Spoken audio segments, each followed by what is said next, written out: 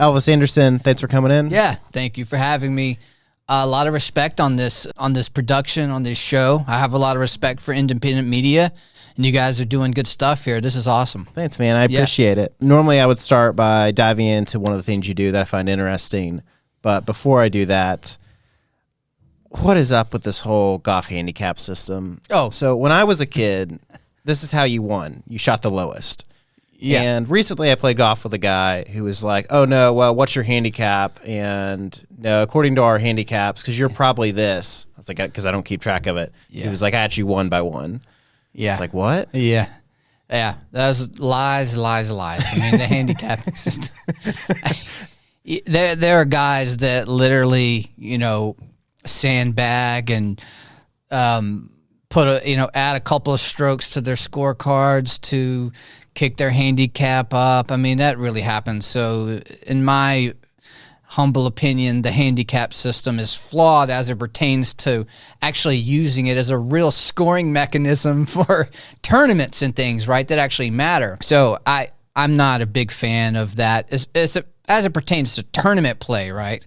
Like, I don't think there's a lot of validity to that. It's makes it kind of difficult, and it can be annoying, especially if you're on the wrong side of it.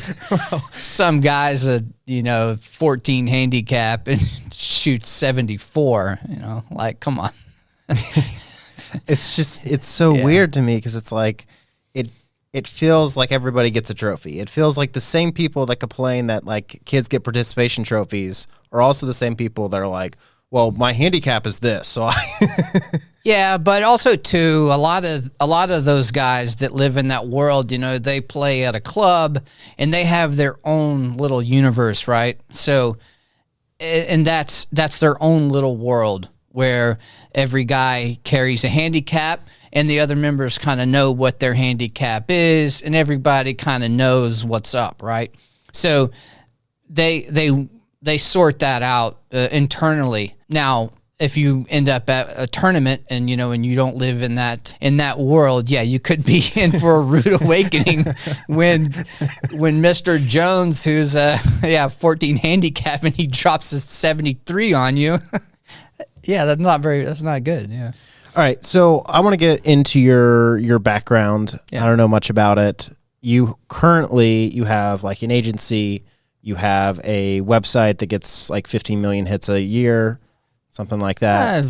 Around there. And rounding up to the nearest 10 millionth. Yes. Yeah. Thank you. No, it gets a lot of hits though, right? And it's for golf trips. Yes. And what else? Just, I guess, to kind of list all the things you do. Yeah. So, yeah, I'm either a Renaissance man or easily distracted, right? But like, I'm really into marketing and lead generation and journalism. And so, you just said it like journalism and lead generation go hand in hand. Well, they are related in certain ways. I mean, I think that good writing is like the most important aspect of marketing, right? Like, Google ads and Facebook ads are like tools that we use to generate leads.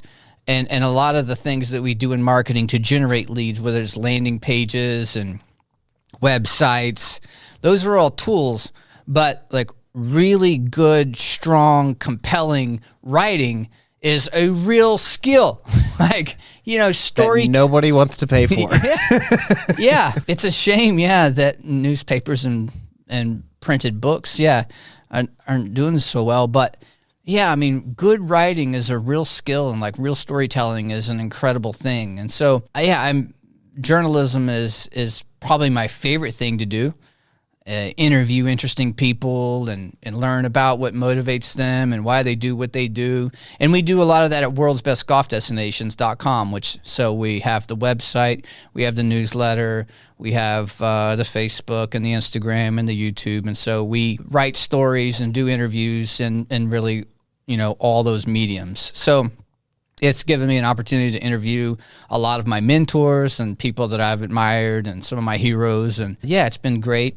I've been able to play golf in 20 different countries and been around the world a few times through that project. And so that in itself has been worth all of the time that I've ever invested in it. And then we make some money on it too, which is great. We've corralled this large audience of people who've raised their hand and said, I love to play golf and I love to travel the world and play golf. And so then we go to a resort and say, hey, would you like to put your message in front of the of the 1 million traveling golfers we reach every month? So golf industry is tough to make money in, but we do from time to time, which is fantastic. It's just like cherry on top, in addition to the incredible experiences I've been able to have just based on my status as a golf journalist. Yeah. Do you know golf clubs? Equipment? Yeah. Sure. Oh, yeah. So is PXG all hype or is it super good? You know, a lot of things become personal, right?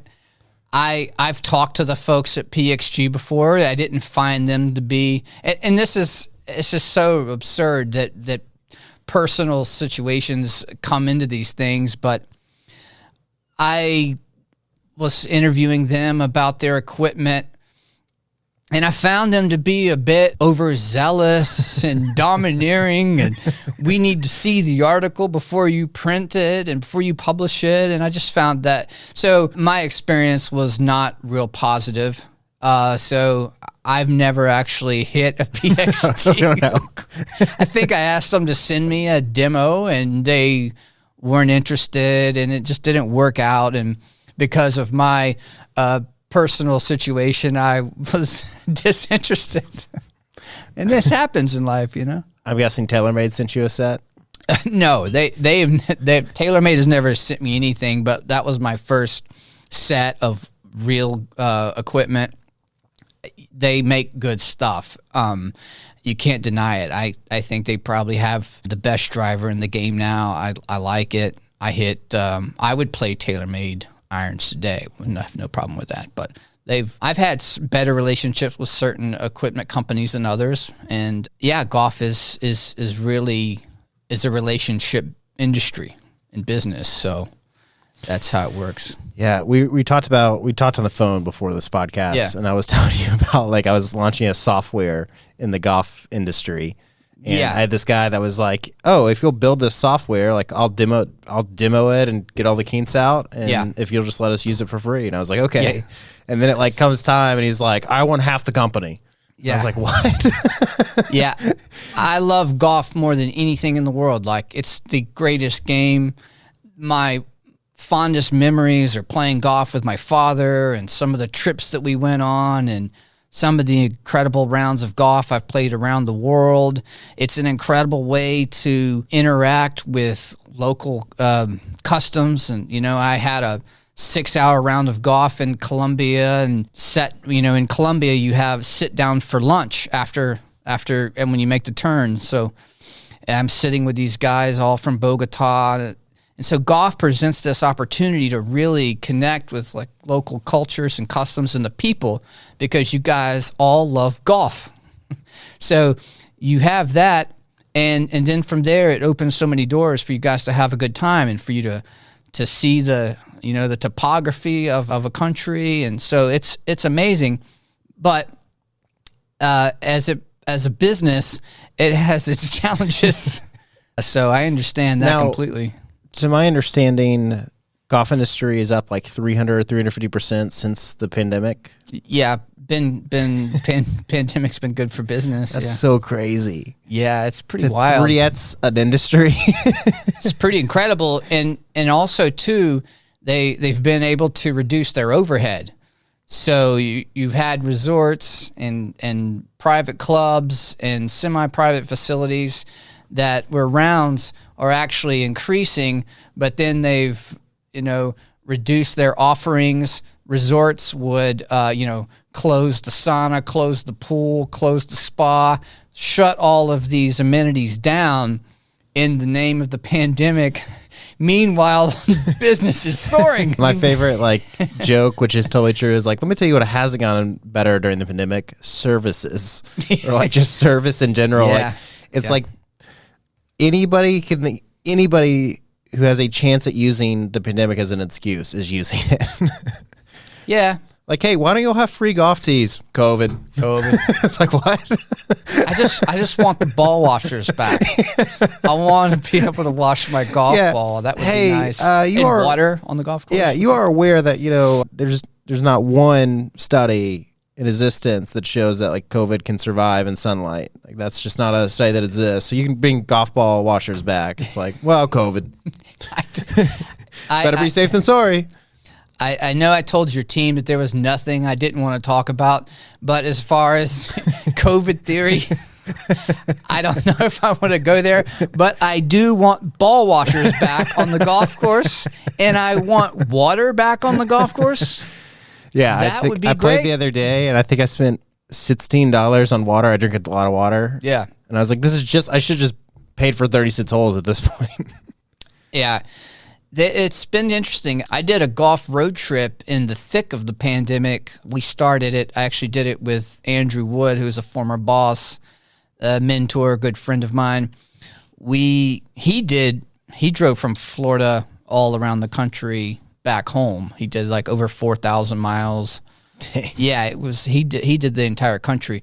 I flew from Dallas to Sacramento, and then we did like Northern California, Bandon Dunes, Yellowstone, Jackson Hole, and ended up in like Wyoming. So we played some really cool golf courses. But our first stop was the legendary Bandon Dunes in Bandon, Oregon, which is arguably the most popular golf resort in America, if not one of, right? And it was awesome. We were walking 36 a day, and because it's a walking only resort. It's links golf, and it is proper, legit links golf like you would see in Ireland or Scotland. And the golf is very good, but it was in the thick of the pandemic, and so the bars and restaurants were not the same. And it's just, that was a bit sad because that's such an integral part of the golf experience is what happens after the round. Sitting around and having a good time and talking about the day and meeting other people in the pub and sharing stories. Where are you from? Where have you played? Where do you like to play? That's all part of it. And so that wasn't there. So I've been to Bandon, but certainly not at full strength. What are the top 5 courses in the world in your personal opinion? Oh, well, I have a lot of work to do on that for sure. I've played some good ones, but I have a lot of major gaps on my resume. Like I haven't played Pine Valley or Augusta National. I haven't played Pebble Beach. I mean, that's pretty, yeah. How do you play Augusta National? Is that a thing that people are able to do? Yeah. People pull it off, but you just have to know the right guy. You have to, it's obviously invite only. And it's not like, an invite at a local club in Dallas. You have to a member has to be with you.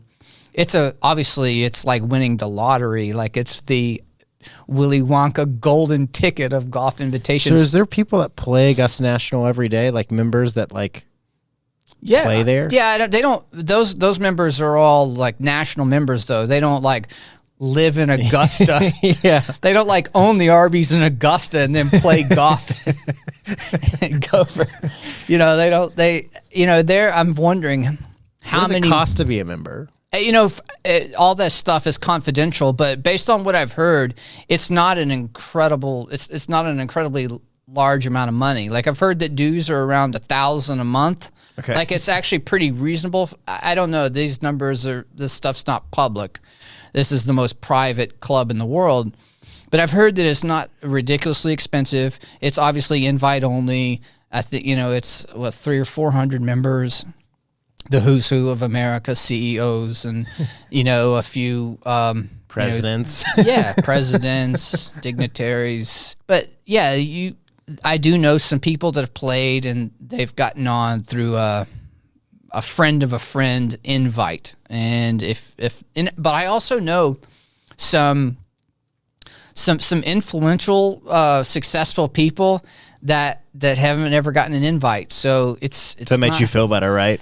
Yeah, I mean, it's really like a lottery. You just have to know the right person, and things just have to go your way, because it's obviously the hardest tee time in the world to get. But to answer your question, I mean, my personal top 5 places I've ever played, I'm into, you know, unique, unordinary golf experiences, right? Like I think golf in Thailand is incredible.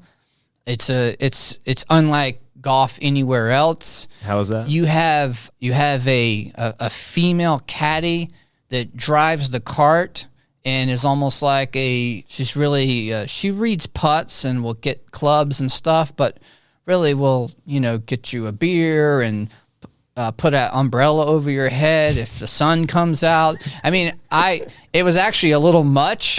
I appreciated the customer service, but like literally, like I was sweating and she wanted to, like, you know, towel my forehead. I'm like, it's okay.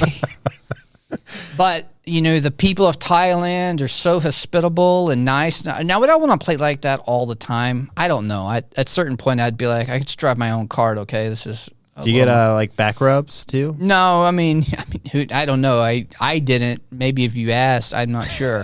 I think there's probably. I'm like, hey, I don't really need the sweat wipe, but my shoulders are a little stiff. Yeah, it's possible, but I didn't see that. But it was so unique and such a different experience that I'll never forget that. That was very cool. Like I mentioned, Colombia is amazing. It's a very formal experience. The golf is very good there. Colombia has some really good golfers coming along now. They've had good golfers in the past. Camilo Villegas is a good player. You've got a really good player that actually lives here in Dallas-Fort Worth area. Sebastian Munoz is a good player coming along. Another player coming up on the Corn Ferry Tour. Nico Echeverria is a good player. So you've got some really good players coming out of Colombia now. It's not a real popular game. It's certainly not a game for the masses in Colombia. But you have incredible golf, some good players, but their golf experience in Colombia is unforgettable. You play the front, then you go and sit down for like an hour and a half lunch. You have a few Club Colombia cold cervezas and some Colombian empanadas, and it's a very formal experience. Pants are required in Colombia. Oh, good. Caddies. So it's just an A+ experience. You know, Cabo is very cool as well. They've kind of created this, like, it's a party / round of golf with these comfort stations along the round where you can pull over and have margaritas, and there'll be a guy making fresh tacos and tostadas or whatever you want. And then they'll have a marshal up there that you can hang out there for a while, and then he manages pace of play and will send groups along so that you can just kind of hang out at the golf course at these comfort stations along the way. I mean, that's really unique and different and a lot of fun, you know. See, I feel like I got to work on my patience because, see, I don't drink. Yeah. And I don't play slow either. Like, yeah, well, when I play, I'm like kind of there on a mission. Like, yeah. my mission is to get to hole 18 with a low score. Yeah. Okay. Well, that's good. Yeah, pace of play is big for me too. But I think even for the player like you might be able to chill out a little bit if you played a golf course like Quivira in Cabo with some of these comfort stations that are like literally cut from the edge of a cliff with the most beautiful views of the Pacific Ocean ever. I mean, even a fast player like you might want to yeah. kick back for a little bit. And it's different when you fly in to do it. Yeah. So that's the thing is, like, I've never flown in for a round of golf before. Okay. Yeah. And so I feel like if that's my mission, if my mission is I'm just here to play golf, then, like, it's a totally different thing. Exactly. Sure. You relax a little bit. But typically what it is, somebody's like, hey, do you want to play golf? And I'm like, I can get 9 in. I'll see you there. Yeah. I get 9. And then I'm like, all right, back to my 400 emails. And yeah, that's understandable for local golf. Yeah, for your I think another... What's the best course in Dallas? Well, I haven't. I mean, you know, I guess probably the best ones I haven't played, you know, the ones where, you know, the who's who of Dallas, you know, like I would love to play the place. I wrote a story about Mickey Mantle, who my Mickey Mantle was my dad's hero. And so Mickey Mantle used to hang out at this club here in Dallas called Preston Trail, and that's a legendary men's club here in Dallas. I mean, it's like the quintessential private club, right? Like it's an invite-only club, very prestigious. I think, Troy Aikman and Tony Romo play there, and then whoever other, Dallas is the best of the best in Dallas, right? Anything with Preston just seems to have like money attached to it. Yeah, that's a good area. But this club, I think, women are only allowed on holidays. It's a men's club. Yeah. It's a men's club. It's a men's golf club. But, Pat Summerall was a member there, and he and Mickey used to hang out there. And I think there's people have said Lanny Watkins plays there, who's a famous golfer, and he said that all of the rules that they have at Preston Trail now are because of Mickey Mantle. he was a character, and I think he would push the limits as far as what he could do. So he was an interesting guy. I mean, I would love to play there. Dallas National is kind of a newer club in the grand scheme of things. It seems to be a pretty good club. Haven't played that one's also quite prestigious. Then there's Northwood's a good club. There's some good private clubs here. I think the TPC Las Colinas, that golf course is pretty good. I played the other golf course. Have you played TPC Craig Ranch? I haven't played that one. No, I haven't. Have you? So I pretended to join so I could play. There you go. I'm interested in membership. I took the tour, and they're like, all right, just call it. I schedule your tee time. Yeah. And they were like, we only have 4 open memberships left, so you'll kind of need to do this fast. And I was Axe like, now. And it was like kind of in the winter, and I was like, I don't like cold weather. Yeah. And I was like, I'll just shelve it. Yeah. But I just also knew, no matter how good the round of golf was, I probably wasn't going to drop that money. Yeah. I needed more. What's the initiation?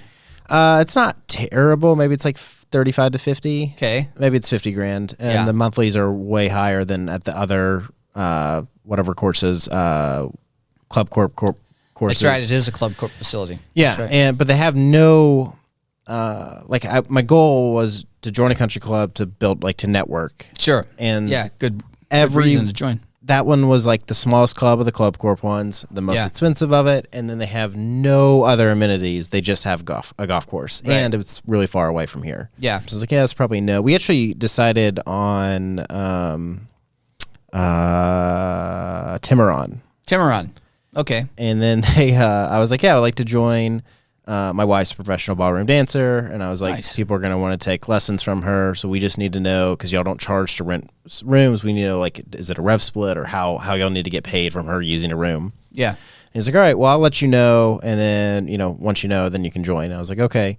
So then they just didn't talk to us for 3 months. Yeah. And then he calls me up, or another way he calls me up, and is like, hey, sorry, we ended up getting rid of the junior membership and then raising our dues so a junior membership was $5,000. So we got rid of that, and then our dues were 12, but now they're 15. And also, before we had 600 memberships available and only 500 members, we decided to cut that down to 350. So now there's a wait list. Yeah. I was like, so you're just calling me to tell me what? Remember our conversation not long ago about how the golf industry is a bit of a mess? Yeah, that sounds about right. I used to, one of my early jobs out of college was a company called Legendary Marketing, and at one time we had 400 clients all over the world, and we were golf marketing. That's all we did.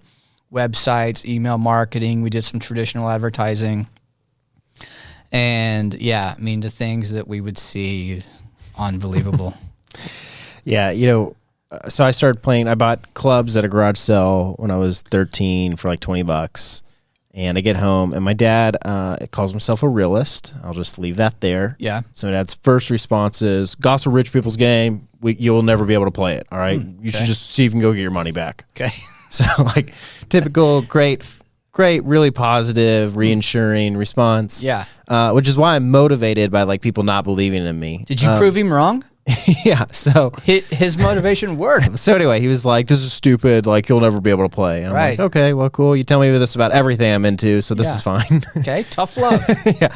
And so I start playing at a local golf course, and I volunteer there so I can play for free. And I learned to film my swing and then put it next to somebody else's swing to get better. And I never take lessons, but eventually I get to where I'm at that course, I'm shooting par, and at other places I'm playing pretty well. Cool. And I played my first tournament, and How old were you then? So I was like 13, so probably played for 15, probably my first tournament. Okay. Talk about supportive parents. I literally like paid my own entry fee. Nice. And then I had to like figure out a ride to get there. Like that's how uninvolved my parents were in like anything I wanted to do golf wise. Right. And I remember that all my like inspiration to win, I did not win, but all my inspiration to win came from this hate of everybody in the industry. That's good. So I was like, oh, here's a bunch of rich kids with golf coaches, and their parents are here. I think that was like Tiger. He had this kind of like me against the world approach as well. So, but anyway, all that to say, the snobbiness of golf has always been just a strange thing because it's like, it seems like it doesn't apply to certain people. Yeah. So like I've been at I was at a friend's country club on the range. Yeah. And I was wearing a black V-neck, not collared. And the guy went and said something, like the coach was like, hey, you'll need to go buy a shirt or figure it out. Yeah. He says this while like another dude is in like a white wife beater on the range. Yeah. And they're like, oh, well, he's been a member 30 years. That's right. What? Hey, if you own a bar, would you have different rules for your clients that came in every single night and drank $100 worth of beer? I don't think so. That's the thing. Like, I think I'm a pretty fair guy. Yeah. A lot of people don't like these things about golf. And obviously, too, it's different for you. It sounds like you brought yourself up in the industry, right? Like you didn't have a dad to beat you up over your shirt choice, so you had to go through these things on your own. So I can understand that. I mean, a lot of people though have those complaints, but golf's changing. Golf is becoming a bit more casual. Golf, people are listening to music in their golf carts now, and people are, using their cell phones on golf courses. I mean, there are still some golf courses that are very formal where cell phones are not allowed. Collar, I mean, they're still out there. So we just moved here to Dallas. Yeah. I'm playing my first round ever.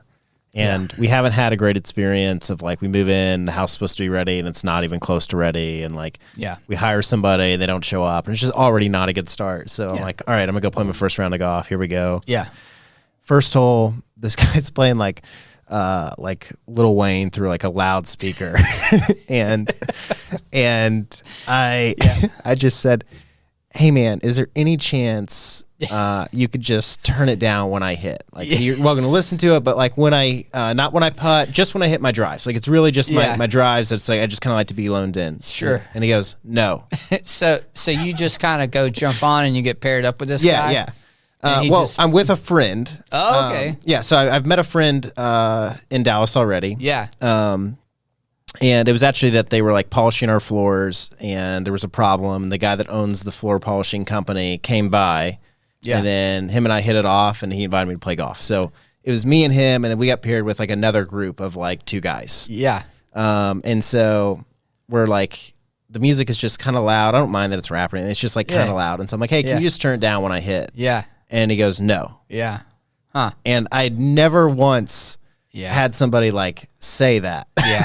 That's not very good golf etiquette, is it? And so the guy I was with was, he's like in his 50s, a little more older, a little more seasoned. Yeah. He was like, he walks up to the guy's cart. He's like, I don't know what kind of young boy shit this is, but like when somebody asks you to turn down your music, you turn it down. Yeah. That's... And so that's a bit much. It is relaxing, but in some cases, and that was that moment where here I've always been fighting for it to, do whatever you want. But in that moment, I was like, well, some form of courtesy needs to exist. Agreed.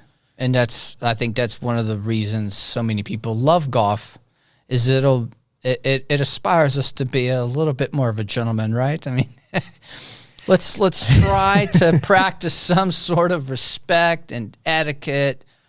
And that's part of the beauty of the game is staying out of each other's line and, pace of play.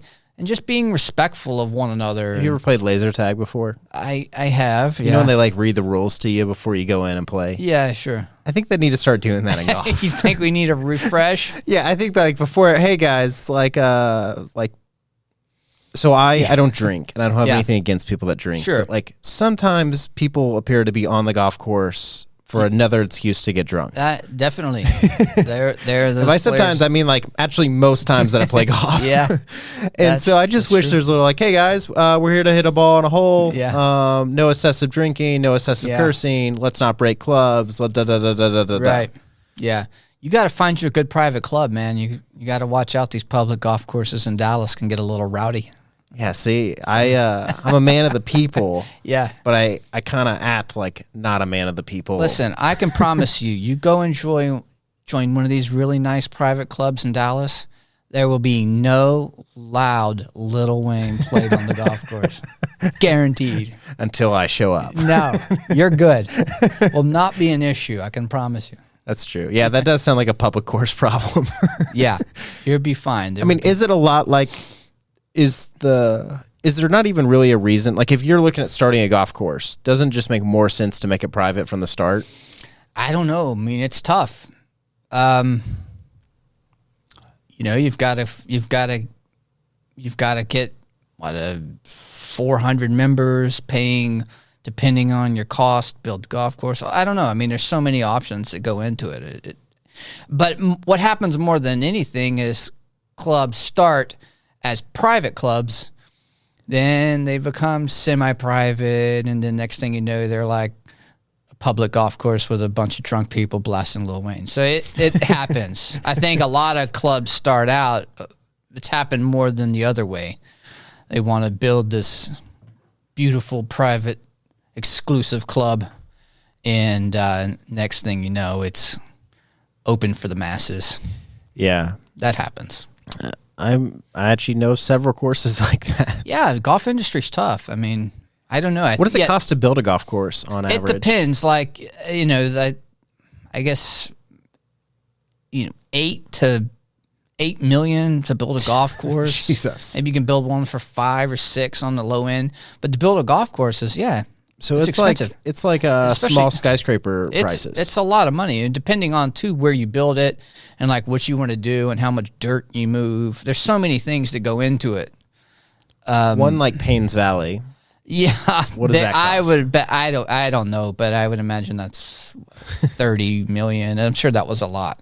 Yeah, that was probably a lot. The budgets are range greatly. That I know, but yes. I'm sure one of a facility like that. So something like TPC Sawgrass, which is very famous. Sure, yeah. Is that owned by a city? Is that owned by a company? Is that owned by a dude? Great Pete Dye design. Yeah, who owns? Well, there's like a lot of these famous courses. Are they public or are they like? Well, that is what's called like a TPC Sawgrass is like a semi-private resort. I believe the hotel component is Marriott, and there is a membership there, and it's a good membership, and it's an exclusive membership. And then there's also a stay and play component to that facility where you can play that golf course if you're staying in the hotel. So that scenario exists at certain resort-like facilities. So you can only get on the golf course if you're staying there, or if you're the guest of a member. What's the craziest thing you've seen on a golf course? Wow. Craziest thing I've ever seen on a golf course. I mean, I don't know. I mean, I've seen fights on a golf course. One story or memory that always stands out is I was playing golf with my dad and my dad's girlfriend at the time, and we were playing in Midland, Texas. I mean, this wasn't that crazy. It was crazy in a sense, but more funny than anything. And my dad, his zipper broke during the round, and like his pants were kind of falling off, and Romaine and I were laughing because he's like trying to keep his pants up and play, and this went on for a while, and it was funny as it is. And then a marshal comes driving up in a cart, and he goes, "Excuse me, folks, are you the Peters party?" And my dad's like, holding his pants up, and he's like, "No, I'm sorry, my zipper broke." It's like, what are the odds this guy came up and asked us, if we were the Peters party? And he's like, it was a real mess. And so that was really funny. And I don't know if it was so crazy, but it was funny. But I don't know. I haven't really seen too many crazy things. Man, I think that's Net's reality show where it goes like the trashiest public courses and just kind of follows what's going on. There's stuff happening. I mean, there's a lot. I've seen lots of fights happening on golf courses lately. I mean, it happens. People get mad on the golf course. Can you pull up some golf course fights? People get nuts. People don't like to lose. Is that so? It's ever like somebody winning and losing, not ever like somebody hitting a ball and not yelling for? That happens too. I mean, there's always that situation. I mean, it happened to me the last time I played like 3 weeks ago, and it's just unbelievable how these things happen that, somebody could hit into you. But mistakes happen. I mean, these things happen. But yeah, there are some people who are, down to fight over stuff like that. It's not uncommon on a golf course. Yeah, so that's another thing. Like if they did a little before, if they did like the laser tags, if they did like laser tag, where they read the rules, they're like, hey guys, like no fighting, yell 4 if you think you might hit somebody. Yeah, look at this. Who knows? Are we in 1? Oh, okay, that's interesting. This fight, I can't tell how many people do we have. So this is Can you make 1, 2, 3, 4. So this is 2 different groups. So maybe that was a situation where one of them hit into another, and then they fought over that. Here, try to skip over to where they're fighting. Ridiculous. I don't want audio because I don't want them to remove this video when I post it. Here we go. Yeah. Oh, so if we see, look at the heavy walking the guy's doing in the blue. See how he's walking with his putter? He stopped. But if you do a quick investigation here, there's like 6 or 7 people there, right? Yeah. So that's 2 different groups, because obviously groups of 4. So maybe we had a situation where they hit into a group and those people should be. Yeah, I've never really seen a fight. From I've just the game. seen some yelling happen, but I've never seen like an actual that fight. happens. I mean, that happens. That's not uncommon.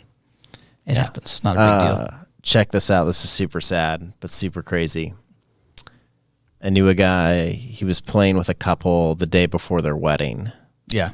And the dude shanked a ball into his fiance's head and killed her. No. Swear. Are you serious? Yeah. Percy Winter Golf Course, Nashville, Tennessee. Wow. That's crazy. It is right? awful. Yeah. Man. And where was she standing? Like just right off to the right, like a little, let's say he's here teeing off. Yeah. She was probably like right here. Right. He really and he just shanked it bad. and then just it had to hit her in I guess the perfect spot. Place. Yeah. The day before the engagement. Day before the wedding. Day before the wedding. Yeah. Wow. Was that a news item? Or? I mean, maybe we can Google it. That is sad. But that's terrible. Yeah. Wow. I remember this guy telling me this, and I would play with him a lot, and I was like, I don't know if about karma or luck or anything like that, but I just don't know if it's good that we play together. Like I just remember being like paranoid. Man. But from that point on, I like always make it super intentional that I stand behind golfers. Yeah, I think just so. like hearing that story, I'm just like, yep, that's not going to be me. I think that's smart. Yeah, especially if you're playing with somebody that has a shank in them. Yeah, you got to be careful. So let's go back in your career. So where are you born? Where are you from? Yeah, I was born here in Dallas, Okay. Baylor, and lived here till lived in Dallas and did middle school and high school in Odessa, out in West Texas, and then finished high school in Florida, Ended up playing a couple of years at a junior college in Nebraska, McCook College in Nebraska. Played golf there. The great Coach Bevel was the first coach to offer me a scholarship, and I took it. He's still staying in touch with him today. He's a great man, and we had a lot of fun playing tournaments in Nebraska, Colorado, Wyoming. Those road trips were legendary. And then I finished at Florida State, so big-time Seminoles supporter. And actually, I wanted to say, And you got a degree in? English and communications. Rest Pretty in good peace. For journalism. Yeah, and rest in peace, Bobby Bowden. Was a big inspiration of mine, and obviously one of the great men really ever. I mean, he's an incredible man, a great football coach, and he passed away at 91 on Sunday, and so that was a big loss for all Seminoles. Oh, at least he lived in 91. He lived a good life. A lot of his players were visiting him before he was, because he knew his day was coming, and he said that he felt like his work was done and he was good. So I think that's kind of where we. Man, talk about a life well lived. If you feel that way in your deathbed. Yeah, and he did it too. He was an incredible man. One of my favorite, Bobby Bowden. I was at a booster event, and he told a story about he and Ann were in Hawaii on vacation, and they decided to go to a movie, and they went into the theater, and he said he and Ann went in, and everyone in the theater clapped for him. Bobby and Ann were smiling, and they sat down, and Bobby leaned over to the guy next to him, and he said, it's so glad that there are Florida State fans all the way over here in Hawaii. And the guy says, I'm not sure what you're talking about with the Florida State, sir, but they need 10 people to start the movie, and you two make 9 and 10. And he was the greatest storyteller, and what a legend. There'll never be another one. And so he's incredible. How long man. was it they coached for? His entire coaching career, he coached for like 57 years, or 53. It was unbelievable. I mean, he really is the winningest football coach of all time. The NCAA has Joe Paterno won at the moment. They took 11 wins away from Bobby Bowden because of a summer school discrepancy, something. The NCAA, really? Are you serious? You guys are going to be the voice of reason? Okay. So he won more games than anybody, and he coached forever. He was at Florida State from 1977 to 2009. Yeah, it's like 32 years he coached there. So, I mean, if you went to Florida State, and he's one of those legendary people that everybody felt like they had a connection to him, Like, I waited tables at Olive Garden when I was in college. He would, this guy's making like $5 million a year. He'd come into Olive Garden on Friday night with his wife. Date night. Yeah. Yeah. He'd come in there, him and another couple. They would come into Olive Garden, sit down, get the breadsticks and stuff. He was a great guy. It's amazing. Really part of the community, and we all felt like, we knew him, and it's a big loss for us. He was an incredible guy. Yeah. So went to college there or finished up there. Right. Yep. And then what was your first kind of thing after that? Yeah. Then when I was at Florida State, I had friends in Miami, and so I liked the city. And after I was like, well, I want to move to Miami. But before that, I actually took an internship in Los Angeles with the legendary Hollywood publicist Michael Levine. So I graduated from college, moved to Los Angeles, interned for Michael Levine for a year, and then moved to South Florida, which was kind of the goal all along. But yeah, Michael Levine wrote that book, Guerrilla PR, which was a legendary book. And so I worked for him. I was going to his office, and he was an eccentric, interesting guy. He was amazing, though, like right out of college. His best buddies were like Peter Guber and all these, Hollywood heavyweights, and he had represented Michael J. Fox and Michael Jackson and everybody. He knew he had all the connections. I mean, he was an interesting guy. He spoke in code. We had all these like codes within the office, and he would bring us all the interns into his office and start throwing these like, because he would randomly just take these notes, and he would throw these notes at us, and then we would have to file them based on this like proprietary code system he had invented. We're all like, and me and all these kids, we all were like right out of college. We all still keep up to date, and we'll yell these terms at each other, like when we see each other on socials, you know, we'll just randomly yell like code red at each other because these are things that he did. Flight of Kings, or whatever. We didn't know what was going on. He would just come storming in. Man, that seems to be the case for most really successful people, is they're like quirky as hell. Yeah, they've got their own language and their own way of doing things, and they believe in it. Yeah. I mean, I see it in myself. I'm not ultra successful, but I see my quirks, and I'm like, yeah, this is just like kind of how I do things. It's happening. You're on the way. You've committed to your own process. I think that's part of it. It's like, yeah, like step one, like believing that you can do it, right? So, yeah, you got to start trying first. All right, so you work for him. You go to Miami. Yeah, I worked for another interesting gentleman there, a guy who I did PR. I was doing PR. I worked at a big ad agency, and then I worked at some PR firms. I worked at I worked for a gentleman named Alan Pinchansky, who was a longtime Edelman senior PR professional. He was a really smart guy. He helped me a lot as a writer. He used to take me, I would write a press release, and then we would do these editing sessions, and he'd be like, he's really intense, and he'd be like, you know, you must live and die on every word, you know, and each word has to advance the piece along, and really, you know, it's like every word matters, and you gotta squeeze it down and tighten it up. And so we would edit and edit and edit and edit. He was one of those like old school PR guys that would really, he'd drive you hard. Great when people like actually care about the work they produce. Yeah, he was tough. He was very tough, you know. He was very tough, but made me, you know, really made me understand, you know, helped me understand like the meaning of each word, and like how each word needs to advance the piece along and has to have impact and meaning.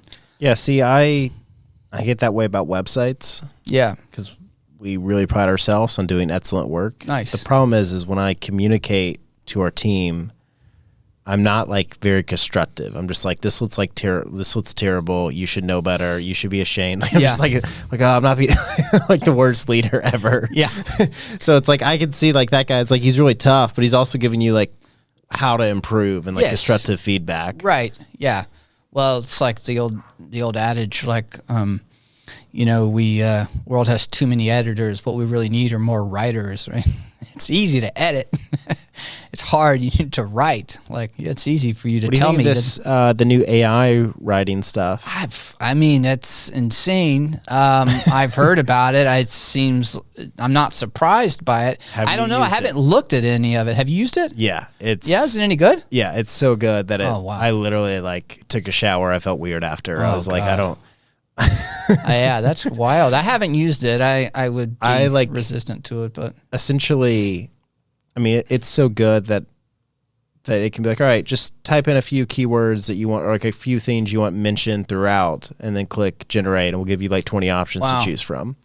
And you did this for website copy? Yeah, I do this a lot for website copy. Oh, man. So like a good example is somebody will have shame on you. Somebody will have like a lifetime warranty. Yeah. This is the example I used it for yesterday. They have like a lifetime warranty, and they have a whole page dedicated to it. And then during the checkout process, we need like a little blurb about it. Yeah. And so like I wrote what I thought sounded good, and you can just throw it in there, and I'm like, all right, well, here's 30 other ways to word that or options. And I was like, dang. Wow. Yeah, it's pretty impressive. That's crazy. You'll have to check it out. Yeah. I just... I'm not saying use it, but just like check it out. Just to be knowledgeable and aware. Yeah. I'm not saying click copy and paste it. No. I would never do that. But I'm telling you, sometimes you're going to see some words or like words that it uses instead of the word you were using, and you're like, oh man, that's a better word. That's good. I mean, I always, I like to learn new words, and I'm always using the thesaurus because new words are great. Because we do get in a bad habit of using the same words over and over. Yeah, but it's also your style is the thing. Like everybody knows an article you wrote because of the tone and how it sounds and the words that are used. Yeah, probably so. And I have gotten into a rut like with my music journalism. You do get to a point to where you feel like the topic may change, but you're writing the same article over and over again. That happens after 200 or 300 of them. So that happens. When I used to write a lot, I would find that like normal everyday people really liked my writing. Yeah. And like super smart people like PhD or masters and up like didn't like my writing at all. And I think it's that like I just know how to like clearly and concisely write something. Yeah. And then like this group is a little more abstract with the writing. Okay. And I always thought that was really interesting. And then they did a thing like Trump's average, this isn't political at all, but like Trump's average like press release or thingy release was like a second or third grade level. Right. And of course, somebody released that to talk shit about him. I was like, honestly, I like it that it's easy to understand. Yeah. Yeah.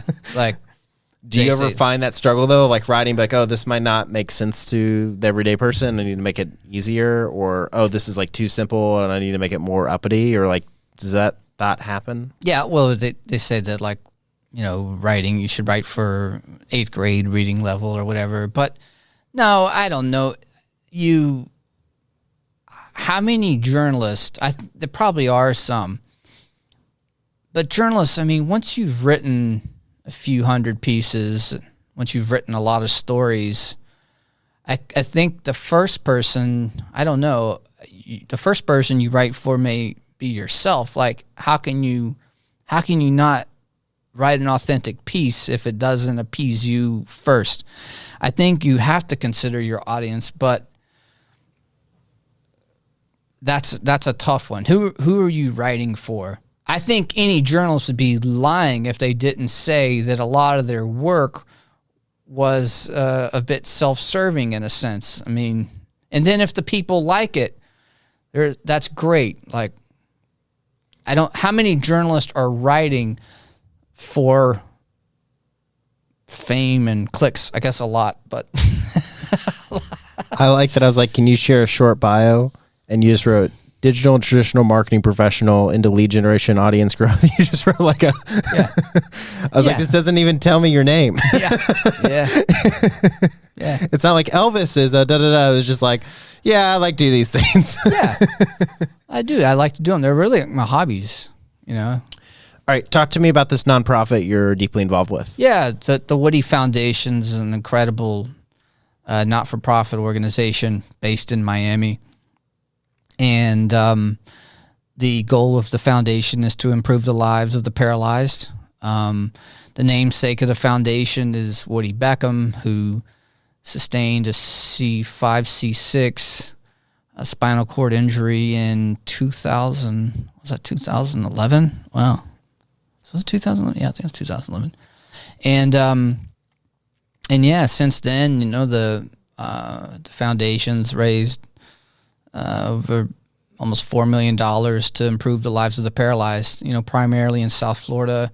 But I think it's interesting to know that once you get into paralysis, and even people that are involved with the Woody Foundation learn this, is that spinal cord injury is just one of the many reasons that people become paralyzed, right? Like stroke is the number one cause, and then there's muscular sclerosis and cerebral palsy. There's all kinds of things that cause paralysis. So the Woody Foundation now helps people who have become paralyzed for a myriad of reasons. So, and they help in many ways. They support people on a direct level. They support organizations that support the paralyzed. So it's an incredible thing, and helps a lot of people, and I think it also helps the people who are involved as well. So, how does it exactly help? Like what are you helping these people with? Yeah, I mean, well, if you talk about like direct impact on community,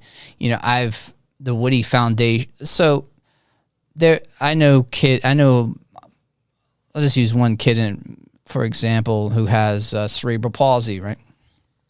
A lot of people that think about, so Woody is quadriplegic, right? But Woody has a good support system. So, what about people who are quadriplegic and don't have the financial means necessary? That becomes a whole different problem in itself. It's hard enough to be paralyzed or to be a quadriplegic. It's even worse when you don't really have the money for a around the clock caretaker and the proper chair and all of the modifications to a home so that you can live a comfortable life. I mean, this all stuff is very expensive. So the Woody Foundation will help people on a direct level, and then also fund organizations such as like Shake a Leg, which helps kids that are paralyzed do things that normal kids get to do. So I've seen the Woody Foundation go in and help people with chairs, with getting better wheelchairs. They also send out a thing called a Woody Pack, which is a collection of assistive devices. Because once you become paralyzed, how do you eat? How do you drink? So the Woody Pack is a collection of devices that helps people do like everyday things a little bit easier. So there's longer drinking straws. There's adaptive forks and spoons and things that help people with limited hand functioning just do the basics, because the basics become hard if your hands don't work very well anymore. So. Yeah, so how do you find people? Is there like a wait list, or is there No, you can go to the website and request a Woody Pack if you want. The Woody Foundation sends Woody Packs all over the world to people that the foundation has gotten better, like what exactly do you need and how can we customize your pack and give you the devices that are best for you. I mean, some of the packs that or some of the items that Woody uses a lot is he has a special phone case so that he can hold his phone better. He uses the adaptive eating utensils. The straws are important.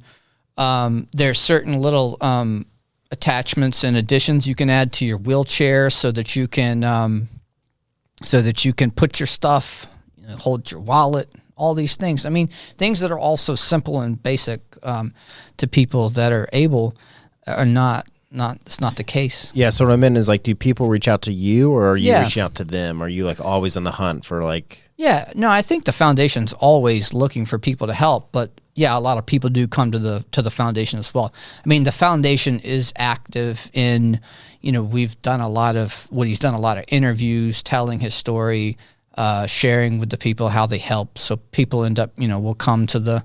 You have to market a not-for-profit, just like a for-profit business, right? You have to aggressively market and grow your brand awareness in a marketplace so that people know you exist, so that they can receive the care and treatment they need. So, it's just you're a not-for-profit business, but you do have to operate it aggressively. Do you do a golf tournament every year? There's a golf tournament. This year it was at a Top Golf facility, but there typically is a Woody Golf Classic, and that raises a lot of money. There's a lionfish bash where they kill a bunch of lionfish and raise a bunch of money there. There's a lobster feast, and then there's also Woody Stock, which is a concert. So you have really 4 major fundraising events, and so But Woody's an amazing guy, and has an incredible attitude. And inspires a lot of people in the community and helps a lot of people. So it's really good work. So you have the Golf Trips website. Yeah. Which is? worldsbestgolfdestinations.com. Pretty solid. Yeah. What does it do now? We're looking for the world's best golf destinations. That's it. It's pretty simple. How did you have the idea to start that? It actually was initially started by my old boss, Andrew Wood, who I worked for when I was at Legendary Marketing, which was the golf marketing agency. I think he just started as like a little side project. And then, let's see, I came in like 6 years ago and really spent a lot of time on it.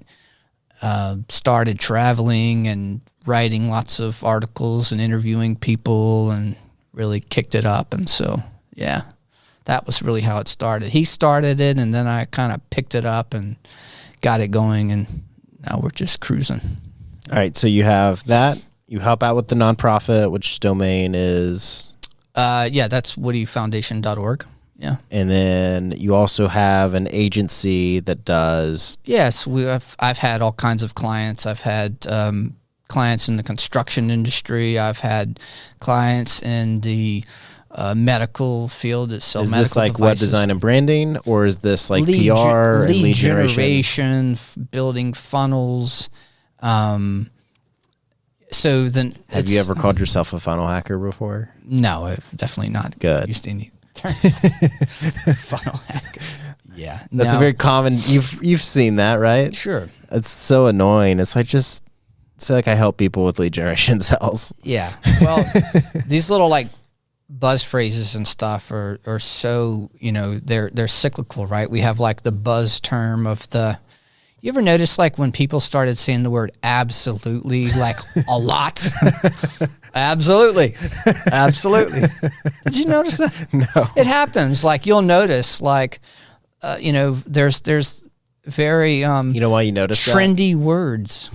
You'll notice that because you're a writer. Yeah, I mean, see, I'm obsessed with sweets and sugar. Okay. And so, like, I noticed the trends of like when frozen yogurt was crazy, and then ice cream. Yeah. And now there's this big trend on cookies. Yeah. And it's like I ask people like, "Hey, do you notice this?" And everybody's like, "No." But it's like I love sweets, so I do. You keep your finger on the pulse of sweets. Yeah. Just. I went to an ice cream place the other day. They gave me ice cream and a donut. I guess you knew about this. I mean, this is probably old news for you. What place was it though? Was it Milk and Cream or something? I don't know. Yeah. I haven't been to this place if it's in Dallas. Yeah, it is. But I have had donuts and ice cream before. I'm not. I apologize for wasting your time. I mean, now I want to go there tonight. Yeah. Well, you don't drink, so you got to get it in some way. Yeah, yeah, I got to find something to be unhealthy about. No, yeah, I got a blood test coming up on Monday, so I need to stay clean, so I get that lowest insurance rate. Yeah, that's good. Treat it like it's drugs. Yeah, got to stay off the sugar this week. Yeah, you got to get your stats ready. Yeah. I'm sure I need like a couple months advance to actually do that. I don't think 3 days off sugar is going to do anything. You can't like crash study for a blood exam. That's a interesting thought. My goal is I've been working out a ton. Nice. And I'm thinking that's got to do something for my blood work. Yeah. That'll help. The positive. Yes. But also, I'm 27. I've never had a surgery. I've never broken anything. Yeah. I've never been like very rarely sick. I've had COVID twice, so there's that. But you're doing fine. I haven't been to a doctor since I was 12. So like overall, I'm like, it's gonna be cheap. It just might be like 1%. How much candy are we talking about here, though? I just like to have a Daily? dessert once a day. Once a day. Like when I have a dinner, I'm like, man, it'd go great to finish out this dinner like a bowl of ice cream. Yeah. You got ice cream. You got ice cream in the fridge right now? Yeah. Multiple tubs? No, just one tub of like Bluebell. And just trying to get an understanding of this habit. For like 3. No, so like, okay, I had a friend. I'm gonna tag him in this clip. Yeah. I have a friend who, at one point, was like 350 pounds, and then lost a bunch of weight, became a personal trainer. Typical. No, awesome. Yeah. But when he was talking about it, he's like, yeah, man, like I had like 24 Reese's Cups a day. Wow. And I had a whole bag of Hershey's Kisses a day. Wow. And I had like 8 to 12 meals a day. Wow. And he was like, it wasn't like no genetic thing. I just ate an insane amount of everything. And I'm like, wild. okay. And so you hear I try to play that story in my head a lot to feel good about when I'm like, oh, just my bowl of ice cream. It ain't 24 Reese's cups. Just 12. No problem here. My dad. That's dad wild. Stayed with us a few months ago. He was like in town. Maybe was he here to see me? Okay, he was here to see us. Sorry. Yeah. He is actually here to help out. We originally lived at a house actually up the road and then got this house. Okay. So he's helping me with the studio stuff because he's an IT guy. Oh, nice. And pretty much just walked in and told me everything was like crap. And I was like, okay. Goth. And I was like, hey, well, this is what we got. So, but anyway, one morning he was like drinking like a Dr. Pepper at like 8 a.m. or something. And I just said, I was like, just making sure you don't meet your grandkid, right? Like, that's the plan. Just like made some smart ass comment. He was like, look, some people have their coffee, some people have their Dr. Pepper, same thing. No, it's not. And I was like, nope, definitely not the same thing. That's awful. That's terrible. And I was just like, how many times have you had to tell yourself this till you believed it? Because he said it with like conviction. And I'm like, obviously you're not dumb enough to believe this. Like, how many times did you have to convince yourself of this? That's awful. You put sugar in your coffee? I only drink water. Really? Yeah. Wow. You don't drink coffee? No caffeine? No. Man. I'll occasionally have a root beer. Like I enjoy root beer. But yeah, I hate the taste of coffee. Man, did you used to be like, just like off the hinges wild and switched out? No. Have you, man. You know the like Wes Anderson film where it's like the tennis player and the accountant? It's like these kids that are like the greatest at everything. I don't know the film. Okay. Have you ever seen The Other Guys? I don't think so. Okay. Anyway, essentially there's this, it's Will Ferrell, Mark Wahlberg, and the other guys. I think I've made some that one, yeah. Will Ferrell is like, well, at age 10, I outed my parents. And he's like this accountant for the police department, like super geeky, and like, I think that was me. Like, I was just a really strange kid. Wow. Like, I remember my best friend growing up was my 65-year-old neighbor, Charlie, who was an alcoholic. Yeah. Okay. But nobody knew, including me. I just thought I was like, man, he sure has a lot of Coca-Cola.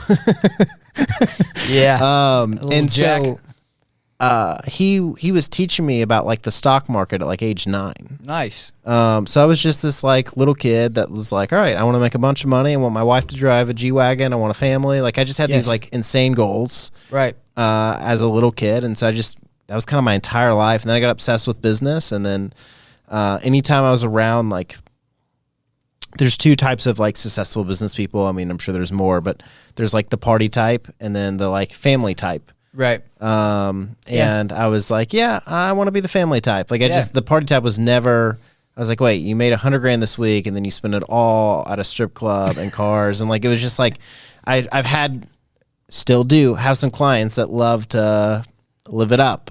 Sure. And it's like, yeah, my client that just bought his like 3rd vacation home is kind of more where I'm trying to go. Right. The one that doesn't have an Instagram, I'd love Instagram, but like just like there's just goals you want to be. Yeah. So I was just a strange kid. That's good. And I don't know about the whole, so many things are environmental.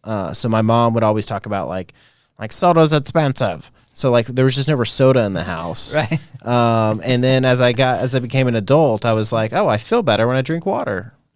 So I'll just keep drinking this. Sure. And that was kind of like why I didn't drink alcohol. I was like, oh, I don't feel good. It's expensive, and I don't actually like the taste of it. Huh. Never looked at it that way.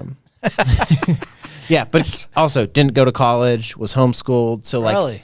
The chances I had to be exposed to these things and then do things I don't like to become a person that I don't like, to then end up in therapy for 10 years. Sure. I never was like exposed to. College could have done that. Yeah, because I knew a lot of people that like don't like the taste of alcohol and drink all the time because they are obsessed with, it's just a habit of theirs that they formed in college when it's all they did with their life. Yes, I think those people do exist, yeah.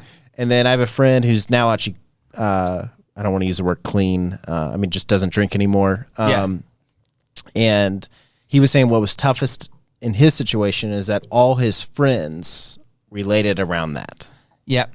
So he was like, I didn't go to a football game to watch football. I went there to get drunk with my friends. Yeah. And so it's like to him, he's had to find all new friends. And then for me, it's like I've just always, kind of been this way. And so I've attracted people like that. And then people who aren't like that, I love when people get like nervous about it. So they're like, is it okay if I drink this in front of you? Yeah. I'm like, yeah, I'm not a former addict. Okay. I just don't like the taste of it. Yeah.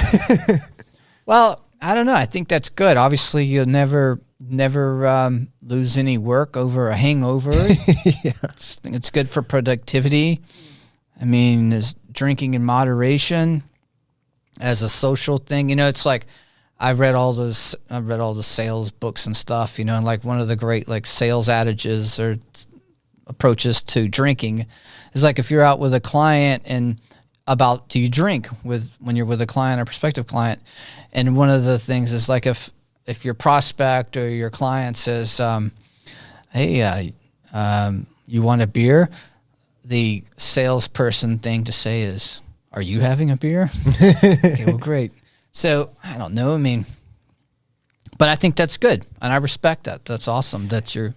Yeah, you have no excuse for being an absolute physical specimen. Body fat around 6-7% or 21. Shredded. It's fine. Yeah. But I think there's something to be said about, you should get the beer because then everybody else feels comfortable around you. Or you should be a super odd guy so people just go, oh, well, he's just weird about everything. Yeah. So like that's kind of the role I go. So I show up in like a 3-piece suit, or I just show up looking crazy. Yeah. And I'm wearing loafers with like 2052 painted on them, or my logo painted. Like, all right, here's just a centric guy. Of course he doesn't drink. He's just real crazy. Right. So there's like I feel like there's two approaches to sales. There's the approach that says, I hired this guy because I like this guy, and I like this guy because he's a lot like me. Yep. There's the other approach that says, this guy is nothing like me, and he seems to be really good at something that I know nothing about. Right. And so I'm just going to hire him to do so that's what I love about most of my clients, and like we have a bunch of employees that do all the work. So our company's clients, I don't know how to correctly say it. Yeah. I don't want to take credit for my employees' work, but sure. It's that there's this hard line where they think, okay, they're strictly here to do a service and do a good job. Like our stuff can live on its service alone. Because we steal a lot of clients from people that everything's built on like, oh, well, I go get drunk with the owner.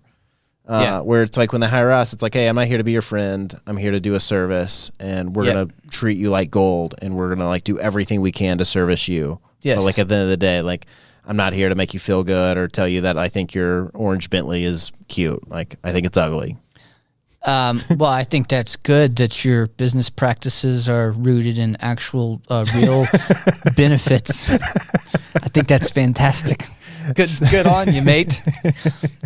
I do know what you're talking about. I mean, there are a lot of agencies that certainly do have like an entertainment and schmoozing component to them. That's like the Miami agency scene, man. That I saw quite a bit of that. Like nobody's doing any work. Everybody just having a good everybody owns a Rolls Royce. It's just, I mean, that happens. So, but also too, certain people like that are like ridiculous, that are social butterflies. I mean, some of these people though are really, really well connected though, and extremely influential.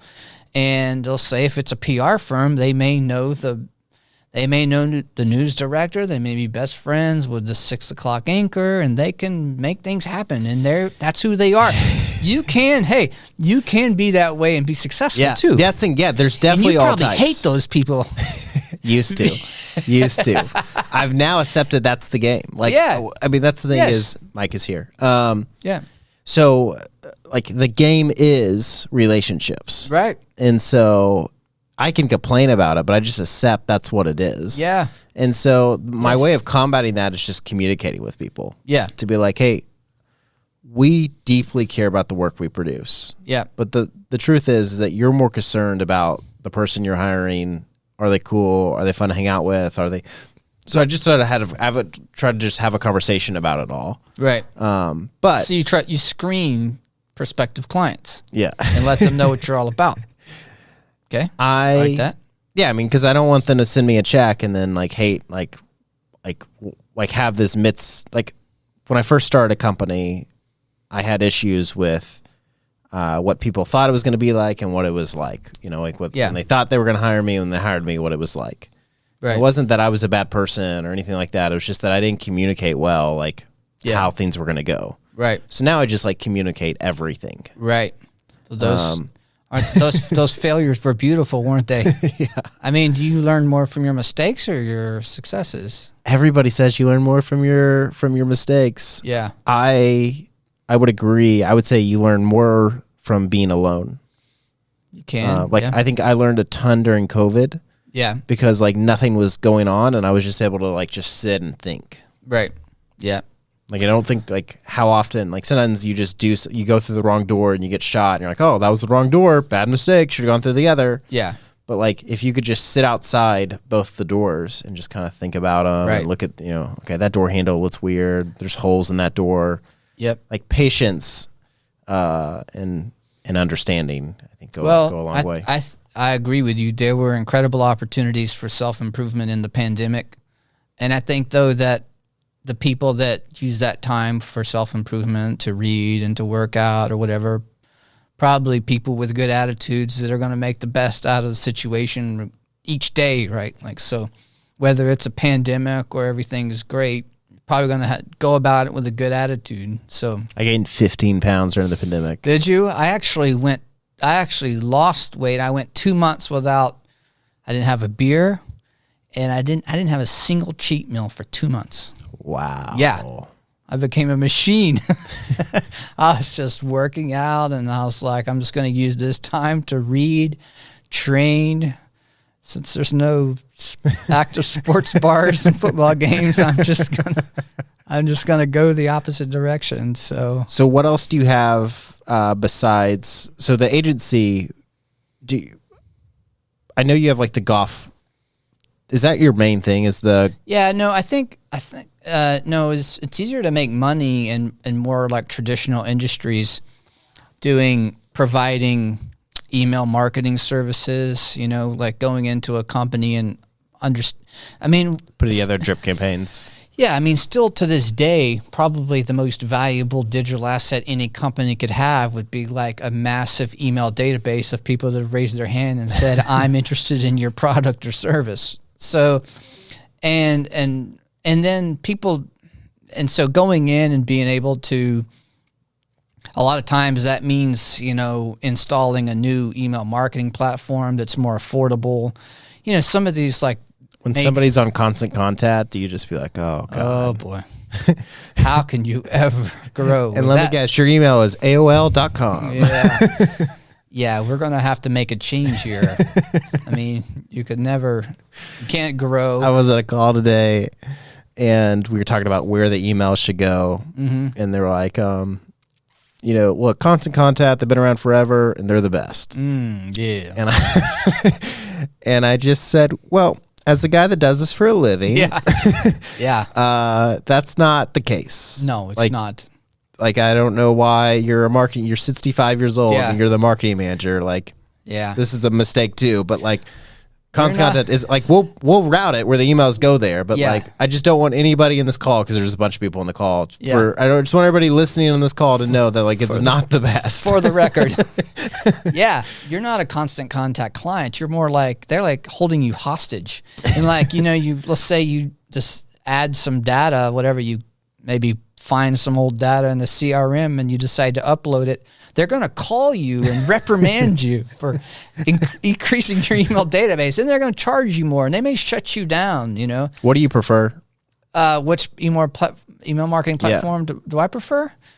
I don't really want to say, but I think actually bigmailer.io is a good product. It works with AWS. I mean, it can be hard though to get past the AWS, to get past their gatekeepers. I mean, I've seen people get rejected by that. They can be pretty tough. But once you get that going, you are in a position to grow rapidly, as long as you're smart about bringing in emails and cleaning them and debouncing them and maintaining a good, healthy email database.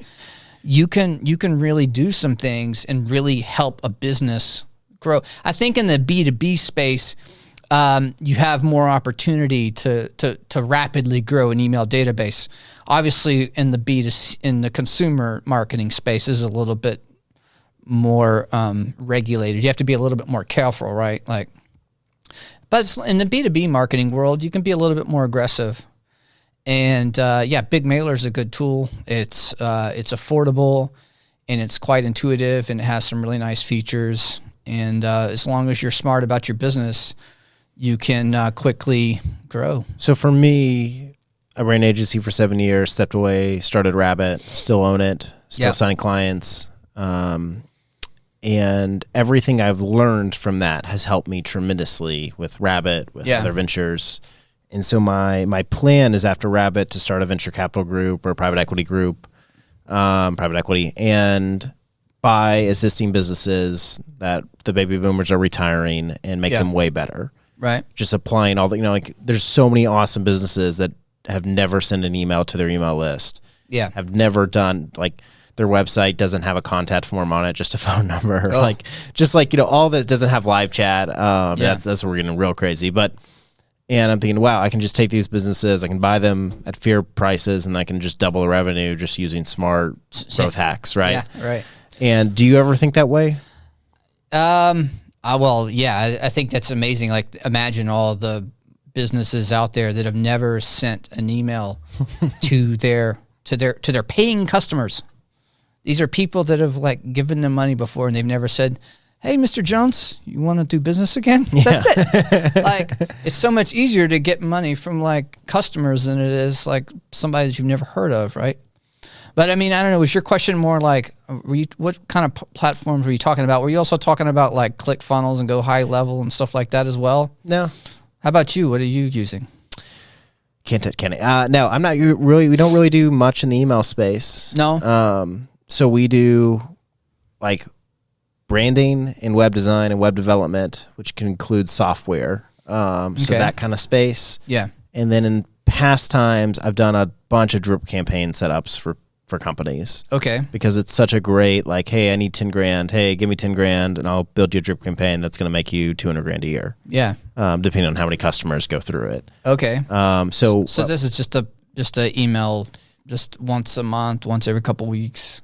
Like every week essentially, or twice a week at times. And, like if they open it, that's going to send the offer earlier, building it out. And you can do those in so many. I mean, MailChimp is like just stable, right? Yeah. It's not the best. It's not the worst. Right. And then, what is the big company that acquired Emma and a bunch of other ones? I don't know. Just go to emma.com and it should show you who they were owned by. Anyway, I was just curious what you want to do after. Like, is this the spot you want to be in, or are you working on other things? Well, I really, where I want to be is, I like to be living. myemma.com, sorry. I think I'd like to be, I just got engaged last week. What? Congrats. Thank you very much. Appreciate that. So do you want to do a double date? Yeah, of course. Definitely. My son's going to be here maybe tonight, so. Hey, Nate, when we go out for dinner, I mean, is it going to be okay if I have a drink or two? Just no more than 10 is my rule. Okay. I want to make you feel uncomfortable. But yeah, okay, Campaign Monitor. They're pretty solid too. Yeah, I think I would like to be full on laptop cowboy, right? Like being able to really run a successful business from anywhere where I can get a good, strong Wi-Fi signal. I'm getting there. I'm constantly trying to. I've really been active the last year and really understanding the back end of Facebook's advertising platform, and then the Google Ads platform on Google.com as well as YouTube, and understanding the intricacies and what you can do and how to operate it, how to use it. in connection with, because for me, I mean, the copywriting has always been the easy part, and I understand how all these things work in theory, but in 2021, you know, Facebook's back end and Google's back end has become a bit complex. You know, I don't think anybody. That's why people are paying agencies lots of money. I used to run all my Facebook, used to run all my own Facebook ads. Yeah. And then I took off a couple of years and I logged in. And I was like, what is this? Yeah. Yeah. I'm like, here, let me upload my email to do a lookalike audience. And I was like, how do I even do this? Welcome to 2021. Not the same. It's changed a lot. And then all the targeting they removed. Yeah. And I was like, what the hell? This is why this was so great. Yeah. It's not the same anymore. So it's completely changed, and it will always change. I think that is the nature of that industry. It's always going to change. It's always going to move, and there's always going to be a new tool or product coming along that it's like, let's say, you know, TikTok, for example. Like, I'm not active on TikTok right now, but I'm starting next week, not because like I'm really interested in that demographic right now, but Facebook, when I had Facebook initially, Facebook was only for .edus, right? It was only for kids, right? That was it was for college students. So if you're not an early adapter, then you're going to be like a lot of people. You're going to be late to the party, and and you're exposed at that point. That's not a good place to be. So you should at least get in and be active and have some presence, so that once things come along, you're already there, right? So yeah, TikTok is great. Honestly, TikTok is just what Vine was. Right, exactly. I mean, yeah. And I mean, Twitter buying Vine and immediately shutting it down was so interesting, dumb. Right? That was very odd. Yeah, because that's all it was. Like, the market needed a Vine where you could just watch reoccurring GIFs. And Vine's slightly different. Vines were up to 8 seconds, maybe, or up to 15, where these are up to 60. Yeah.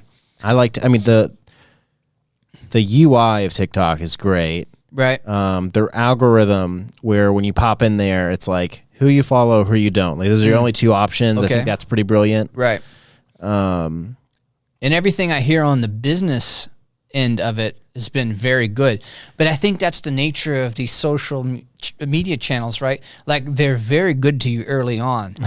Yeah. And then one day it's like Facebook, like, you know, it's like, I need to run ads on it and just see how it goes. Yeah, I've heard that it's extremely advantageous. I think TikTok is a fruitful opportunity. If you have a client, a product that needs that demographic, which is, I guess, is primarily 18 to 24. Is that correct? Is that still where TikTok is pretty much? I mean, I know at first it was like 10 to like 16. Okay, yeah, like legitimately. Yeah, and now it's definitely been moving way up. Right. But if you look at like Facebook, what they've basically done is just slowly but surely they've pulled results and increased the price. It's basically the model.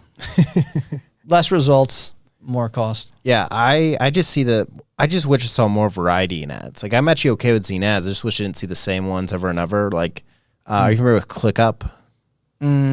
Is that it's like some type of SaaS company? Okay. I see their ads like 400 times a day. Yeah. Oh, yeah, some of these. And the ad they ran was, we just raised $100 million to make to save you 1 day a week, you know, via our productivity suite app. Right. And I'm like, you running an ad bragging about how much money you just raised makes me not want to use you guys. Yeah, exactly. I'm a bit anti-establishment myself. So you don't ever want to have like a bunch of employees and a huge media company? Yeah. I don't think so. Like, ideal life to you, if I had to guess, is like you just make $30,000 a month, traveling around the world, playing a bunch of dope golf courses. More than 30, but yeah. Yes. I don't know. I mean, I don't think I would like to have a bunch of employees. I think that's a whole different business. If I could figure out a way to be efficient enough. I mean, my whole thing is, if you can learn how to do all aspects of the campaign, then, you really... You read Alex Hormozy's new book? I have not. $100 million offers, it's called. Okay. I'll check that out, though. It's incredible. Okay. Yeah. It's the best business book I've read in a very long time. Well, I think it is important though to I've always tried to be like a multifaceted professional, right? Like to be able to understand all aspects of the campaign from A to Z. And I think now that I'm like really digging into to back in technical processes, which I was not really involved in early on. I was really only in like creative and copywriting and client management. And then we had like in the IT department that did, because, well, back then, 10 years ago, all that stuff was like in code. It's much more difficult. You had to like know how to write code to integrate your website with your CRM. Now you just launch a Zapier account. Yeah. No problem. So things have gotten easier, but still, I'm amazed at like, at how so many people don't understand how to do like some of these very simple technical tasks. I mean, a lot of this stuff is not that hard.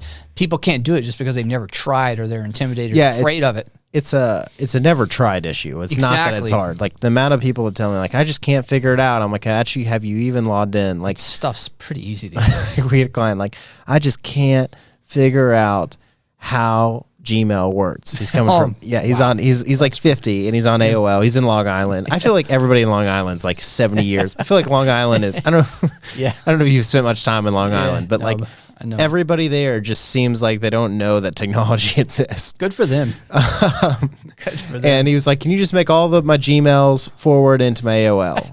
I was like, I can, but this is just a better platform. Yeah. He's like, I don't know why I need to have like email at my domain. That doesn't make any sense to me. And I was like, because every company does. I was like, it's legitimate. I was like, there's going to be legitimacy issues if it comes from an @AOL.com email address. Yeah. You need a at company name email address. Okay. Stop. All right, moving in. Hey, how about this? How about when you have to tell them they have to get another email address for out-of-office replies and bounces?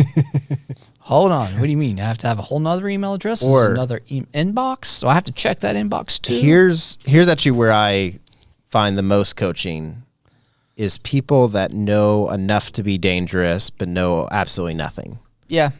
So I mentioned to somebody that I have pretty good success with cold emails. Okay. And then they took their own personal... Spamming? Huh? Spamming? No, not me. But are you saying like...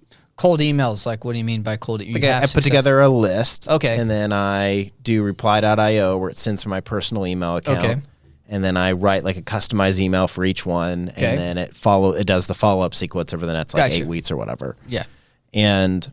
I was like, hey, I got a lot of success with this. So he like signed up his personal email address and then just started just blasting out cold emails. Yeah. And then all his stuff started hitting spam because they didn't know that like, oh, we have to have a certain open and reply rate for you to like, so it's called an email warm up.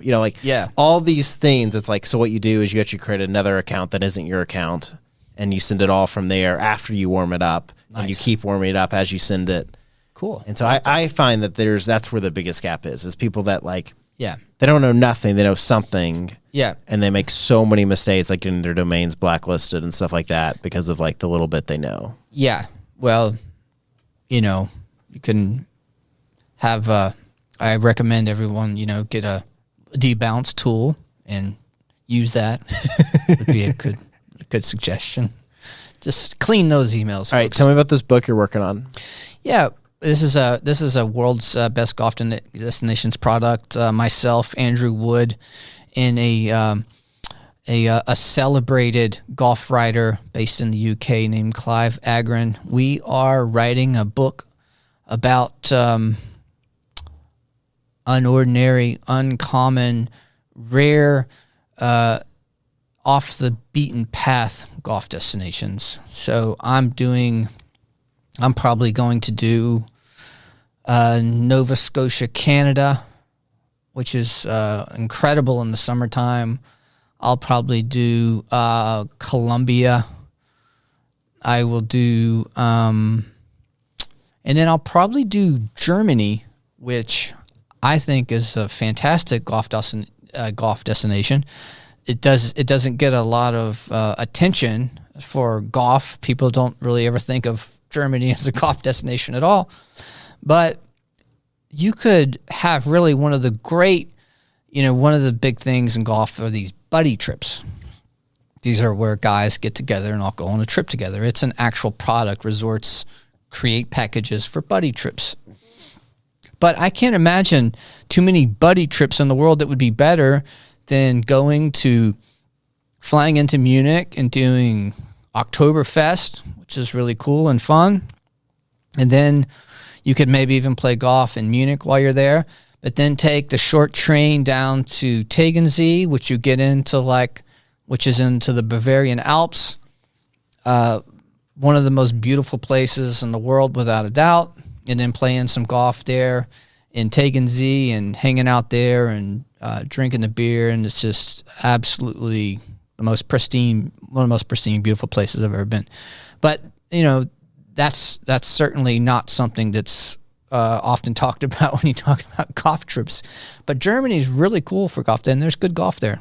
So it's trying to find places that people don't ever think about and going there. So what's the process for this? For writing it? For finding these places? Yeah, I mean, it's a lot of work and be willing to take some chances.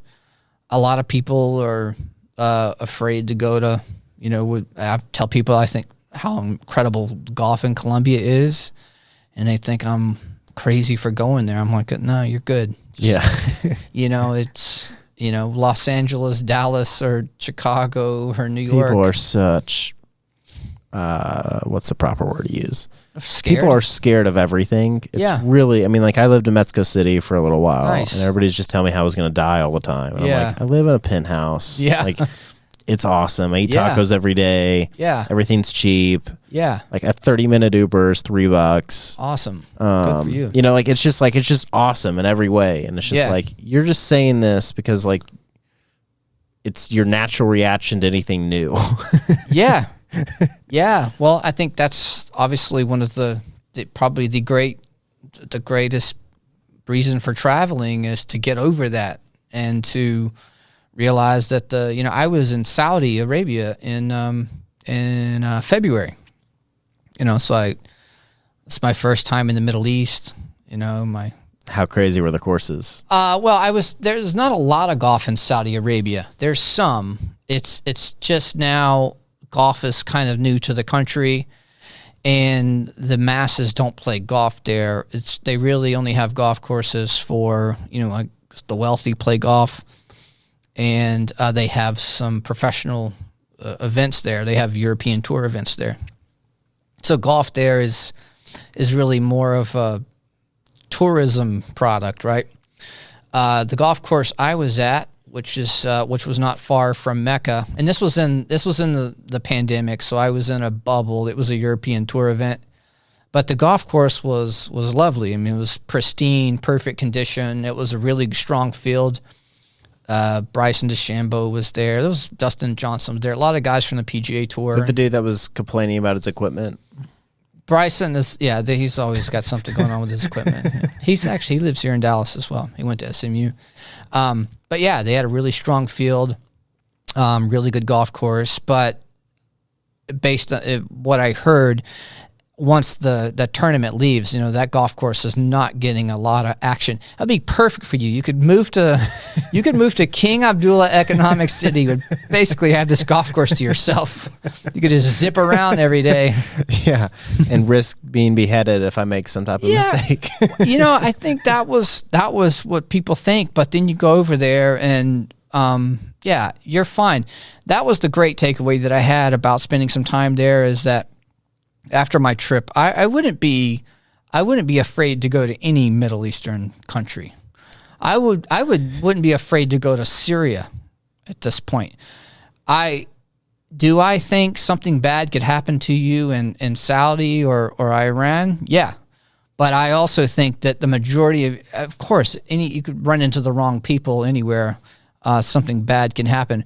But if you're smart and keep your nose clean, I think I met the most, you'll hear this, people tell you, the kindest people in the world are in Iran and Afghanistan. Yeah, and I I've heard understand that now after having gone there and seen it and experienced it myself. Have you seen the movie Dissident? Is that the Saudi one? Where yeah, I saw that. Yeah, I think there's some truth to that. I had some experiences where like I was going to meet with some guys to play golf the next day, and they completely ghosted me. That was kind of interesting. I was going to meet with some influential folks in the golf industry over there, and then like I didn't hear from them, and then I was on this golf course. I was like, all right, I guess I'm just going to go off by myself because we were supposed to meet 15 minutes ago. But then I was like, well, if I go off by myself and then they show up, I'm going to be like totally rude and I've insulted these. So what'd you do?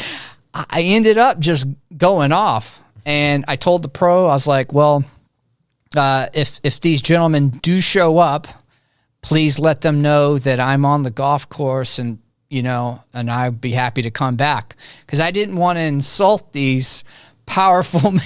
Yeah. And so I'm on this golf course all by myself in Saudi Arabia, wondering if I've just insulted. So it was, you're still here. You're here. You made it back. yeah, so it worked out okay, but I was. All those countries are great if you just don't ask questions. Like that's the key. Like they behead 400 people a year for being gay. Like behead them openly. Yeah. And film it.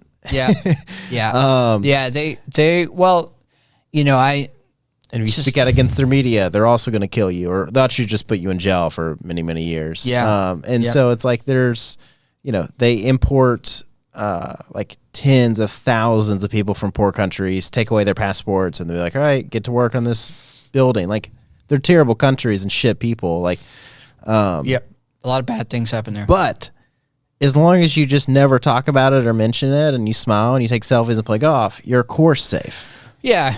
There's a lot of Americans living and working in Saudi Arabia, and they live in gated communities that are protected by military, and Americans, they're over there teaching, whatever they're doing, and they're making good money, more than they could here. Yeah, and probably. Those jobs include housing, and so they're just kind of. I mean, how crazy is it? Like, it's a tiny country that is like worth trillions of dollars, and like they have, like they just print money essentially every day. Like they just have unlimited supply of money because of their oil. Yeah, and that's what's happening in the golf industry. There are now 2 European tour events in. Let's see, there's one in Saudi Arabia. There's one in Dubai. There's another one in Abu Dhabi. I think there's also one in Qatar. I believe there are 4. There may be more. European tour events in the Middle East. That's because, they've made a large investment, and they are trying to grow tourism and grow, just improve their reputation through the game of golf. It's happening. Man, Qatar is crazy. Have you seen their report? I was there. Yeah, I spent, I had a 24-hour layover there on the first. The fact that they have their own terminal for their president or their king or whatever. Yeah. And he has his own road on the highway. Yeah, I didn't see that, but I spent a lot of time in that airport, which was lovely. Yeah. Yeah, it's the craziest airport ever. Yeah, it was if you have to spend 30 plus hours in an airport, that would be one I recommend. Yeah. The Qatar, when I was invited, I'm like, yeah, I'm happy to come over to Saudi. I do request that I fly business though on this trip. And so that included. Did you take Qatar Airlines? I did. It was business class in there, I've heard, is crazy. It was very cozy and comfortable. I 5 stars, 5 stars, and the Qatar lounge in Qatar was fantastic. Buffet, whatever you want. Yeah, so it's so funny. No complaints on that end. When somebody wants to fly you out for something, you're like, oh, I do require business class. But really, like, if it's personal travel, I'm like on Spirit Airlines. Yeah. Yeah. That one, though, I was like, yeah, I was. But it's such a crowd. How long is that flight? It's not that bad. From Dallas, you go DFW to Qatar direct. I think that was 14 hours, which was, was not so bad.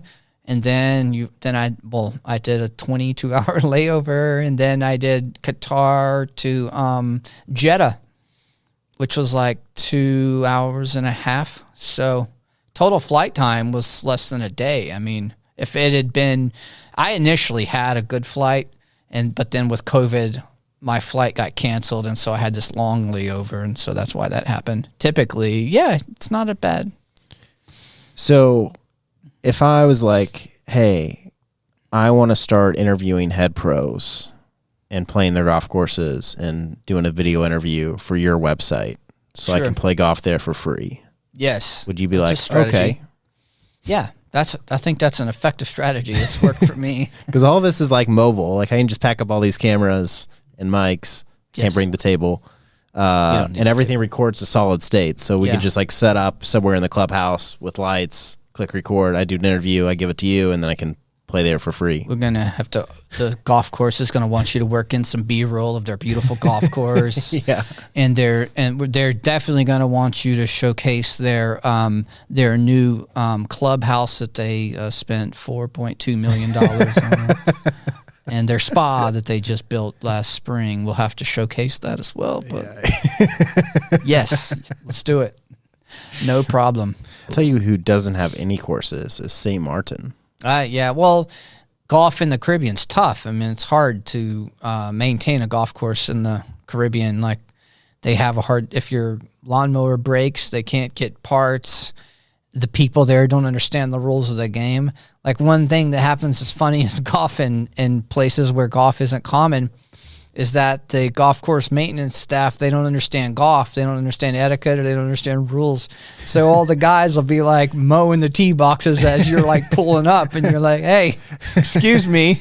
And they're like looking at you like you're crazy, but they don't understand. And so when you open a golf course in places where golf is uncommon, you have to like educate the maintenance crew on what to do if people come up. And yeah, so they have lots of challenges in maintaining golf courses, staffing, and and also saltwater's tough on grass, so that's another challenge.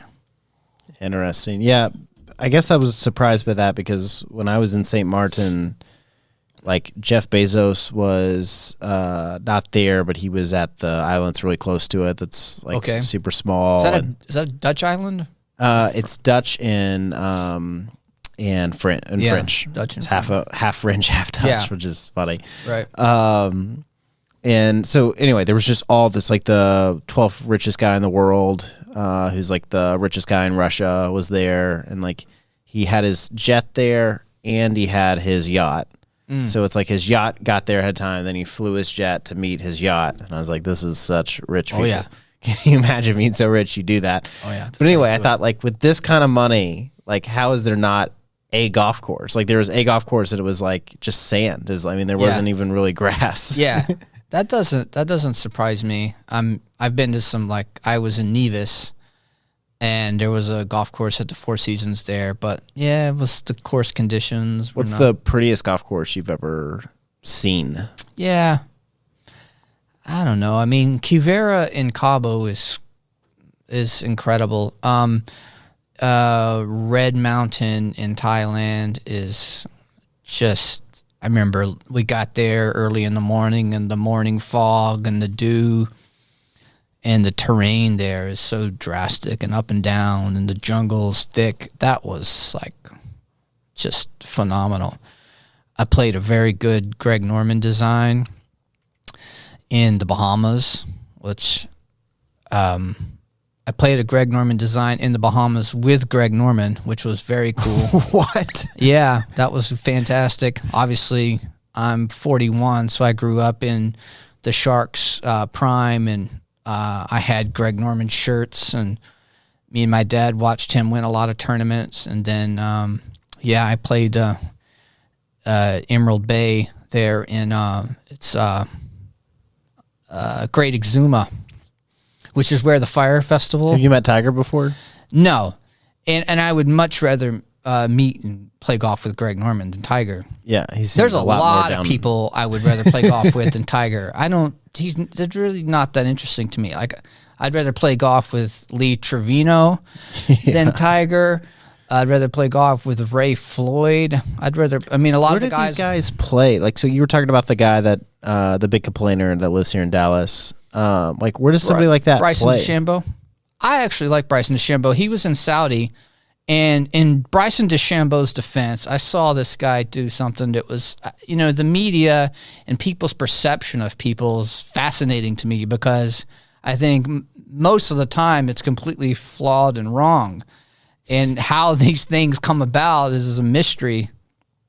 But I was in Saudi, and DeChambeau came off the 18th, and I had my tripod set up, and I was going to do an on-camera interview with him, and the PR handlers was like, Bryson, can you please come over here and talk to the press?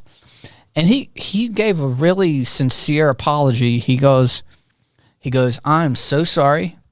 I wish I could, but I signed my hat and gave it to a child off the back of the 18th green. And unfortunately, with my sponsor commitment, I don't have a hat, and that's a violation of my agreement. I am so sorry. I can't do on-camera interviews. I gave my signed hat to a kid. I said, I respect that. Seemed like a pretty good guy to me. It's not so bad. Where does somebody like him play though? Like, I don't know. He would play. Like, what does a pro golfer do? Like, do they just go to? Yeah, they play. They're going to play at a high-end private club. They're going to play at a high-end private club. They're going to hit off the back of the range. They're going to have kind of a little private area, but they're going to go out and play. I mean, Spieth lives and plays here. DeChambeau lives and plays here. They're going to play at, Can they go anywhere they want kind of thing? Pretty much, yeah. They can play anywhere they want, sure. They make a phone call and they get on the tee sheet, no problem. Yeah, they're all set. So they can do whatever they want, yeah. And you can do that some of the time. I can get on golf courses in 3 continents away easier than I can locally. Like, I've tried to do things locally, and it's more challenging. I actually did a little story on at TPC Las Colinas. I played golf with Tommy Habib. He was the original host of Cheaters, that program back in the day. Yeah. I vaguely remember that. What a funny show. Yeah. Tommy's awesome. He went by his screen name was Tommy Grand on that show. His real name is Tommy Habib. He's a really good guy. And we met at a Emmett Smith fundraiser out in Frisco, and we kept in touch, and I was like, yeah, let's go play golf. We played went and played TPC Las Colinas together, and I wrote about it. But that's a resort golf course, so they were a little more welcoming and let me in to do a little story. Tommy do you get hit up all day long with people that say, hey, we just opened this course, will you come review it and come here? Well, that happened a lot pre-pandemic. That stuff's cooled off since post-pandemic. Yeah. You don't make a name for yourself by writing bad reviews. Yeah, well, no, I think, you do make a name for yourself by being negative and destroying people. And of all my music journalism work, the one that I got the most just like random messages from people and people emailing me and finding me on Facebook or Instagram. The one where I kind of took a little jab at Deadmau5. Do you know who he is? Yeah, like the EDM guy? Yeah. His team had offered me an interview. We would like for you to talk to Joel. And so he said, well, we would like for you to send us some questions, I said, well, that's really against Miami New Times policy, against Dallas Observer policy. It's not really something that they do. But Deadmau5's publicist was kind of an industry friend of mine. I liked her and respected her, and I said, okay, I'll make your life easy, no problem. And then they decided they didn't like my questions. And so I was like, all right, well, that's fine. You guys asked me to do the interview. And so I wrote a story about maybe they were worried about like the real questions I was going to ask and the possibilities of what might have happened in the interview and how the interview could have gone wrong. Yeah. And so I ended up writing a story about that, which seemed to go over quite well. But and it was somewhat negative. It was really more sarcastic. But yeah. Okay, so you don't just have the Goth thing and the agency thing. You also write for Dallas Observer and newspapers. Yeah. And you do a ton in the music space? Yeah, primarily music stuff. Okay. Yeah. I've written about, I mean, I love to interview musicians. You know, it's primarily been electronic artists, but I've also done stuff with. Have you interviewed Bassnetter? I have not. I'm not really, that's not really my genre. I'm not into that. Is that electronic? That's like a kind of an Americanized version of dubstep of some yeah, it's not really my thing. Okay. Yeah. I'm not into that. He's had a lot of problems, yeah. I don't know. I don't. Yeah. I saw him for New Year's Eve in Nashville when I was literally 17, I think. Yeah, had the time of your life there. And so, I mean, I enjoy that kind of music. I don't do any drugs, so I know other people really enjoyed it. Yeah. Paired with a certain drug, I just thought his like beats were dope. Yeah. Yeah. That's a genre that I stay away from and avoid. It's not my thing. I'm more into trance, house, and techno, which are more sophisticated genres of the electronic music. Yeah, to be a true electronic music fan, you must really be snobbish and particular about your genre, and then your genre is better than everybody else's genre. That's how it works. So if you had to only do one thing for the rest of your life, what would that be? Yeah, a little bit of everything. Yeah, how can just one thing? Yeah, this is the question. The question's one thing. Oh man, whoa, one thing. Man, you can be broad. You can just say writing. Yeah, I mean, if I did golf travel stories, I could never write about music again. That would be awful. And I really love, producing, producing marketing results and generating leads and stuff. Yeah, I guess if I had to do one thing, I would do the thing that's most profitable. So I'd have to like stick with lead gen. Funnel hacker? What would you say? I want to start doing that. ElvisFunnelhacker.com.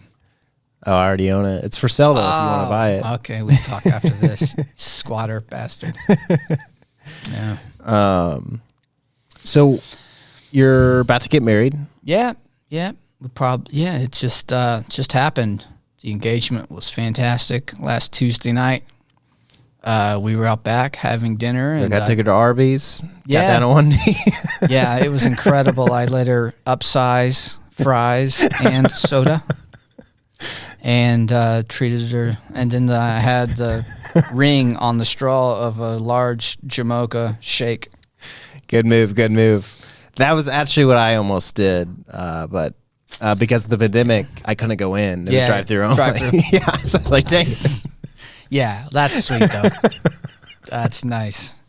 Yeah, so we were having a lovely dinner out back, and I had unlocked the front door for my amigos that were coming over, and we were sitting there, and I played a mariachi song. She's from San Luis Potosí, which is down in Mexico, and we were having dinner, and I played a mariachi. She started singing along to it, and I go, "You like that song? You like this one?" She's like, "Yeah."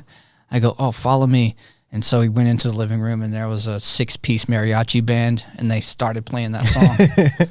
and then they played it, and then I proposed, and she said yes, and then they played like a festive party mariachi song. It was awesome. That sounds great. Yeah, a mariachi band sounds best in your living room. Guaranteed. Very loud. It was great, though. It was cool. So what does the next, 10 years look like for you? Like, what do you, I don't know, when you're 51, what do you want to look back and be, proud of and be working towards? And Yeah, that's a great question. I think I've been so busy with real world work. With actual marketing stuff and lead generation, that it's kind of gotten in the way of my like fun work, which is like music and golf journalism. But yeah, I think the golf book, which is in the works right now, which will be good, that'll help me along to the answer of your question, which is, yeah, a couple of books and a nice little marketing consulting business is the goal in someplace cool. I wouldn't mind living in Mexico, come to America a couple times a year for football games, kind of hanging by the beach, getting away from... You want kids? I think I'm 41. It's a little late for that, it just didn't happen. So I think, you're never too late. 18, I'd be like 60. I don't know. I don't know about that. It's not that old. Hey, don't we? I think the world would be okay without one more. We have like 8.5 billion people on the planet right now. The world's population's doubled in the last 50 years, right? Like, wow, that's scary. It's pretty amazing, actually. We got a pretty big Earth. I'm not worried about it. Yeah, I don't know. Think about it. The world's population has doubled in the last 50 years. I think it could double in the next 10 and still be fine. Okay. Now, what's crazy to think is that 1/8 of all people live in China. Yeah. That's when you're like, whoa. Yeah. Yeah. They are getting it done over there for sure. Yeah. What's the population? 1.4 billion? Yeah, something like that. And you have to think that at one point you weren't allowed to have more than one child. Right. Yeah. They did some population control efforts. Yeah. So that's also pretty crazy to think that like for a country that's murdered hundreds of millions of people, that they still have 1.4 billion. Yeah. Yeah. Exactly. That's even with their strict disciplinary measures. Right. What a nice way to say it. Yeah. It's interesting. I'm like, they murdered them. And you're like, they're strict disciplinary measures. Yeah. Yeah. Pretty strict. Yeah. You think about it. America only has like 320 million people, which is, that's not much in comparison to say like India or China. Yeah. Does that include illegal people? Oh, I don't know, but let's call it 350. It's still not like an insane number. And you go to a lot of places in America that are just empty, so there seems to always be a lot of room. Like you drive through Arizona, you drive through Colorado, you drive through Texas. You're like, all right, there's room for more. Yeah, but can you imagine 600,000 people living in Salina, Kansas? It wouldn't be Salina, Kansas anymore. It would be crazy. I know, but I'm saying there's some field with 100,000 acres that's just there, like in Oklahoma. Like you go through Oklahoma and it's like Oklahoma could have another 50 million people, no problem. It's possible. Farmers might not agree, but I guess it's possible. What a strange. I recently drove through there. I've been there before, but I went to Oklahoma City for the first time. Last time I was in Tulsa. Yeah. And I guess I thought this last time, but I was like, man, this is just like, how did people even find this? Like, it just seems like it's just like middle of the desert. And then it's like, all right, a city. Yeah. Well, there's actually, I spent a lot of time when I was a kid up in northeast Oklahoma, up on Grand Lake at a golf resort called Shangri-La. And it was incredible. It was quite nice up there. So there are some nice spots. You don't frequent the Choctaw Casino right up here. I see the billboards all the time. I hear it's lovely. I don't go myself, but I hear. I play poker, Texans so love I would love to maybe go one day. I hear it's nice. The problem is that like I just don't really vibe at casinos. Yeah, all the drinking and smoking. Yeah, and because they pump in so much oxygen or whatever, you just like think that it's like 10 p.m. and it's like 3 a.m. Yeah. Well, yeah, casinos are... Talk about a crazy business. Yeah, seems to be quite profitable one. That's the place I want to be. Yeah, I have this like real moral quandary against payday loan places. Yeah. And which I hope that most people do. Sure. But I don't have the same moral quandary against casinos, which kind of do the same thing. Yeah. I mean, you certainly are profiting off of people's flaws and vulnerabilities.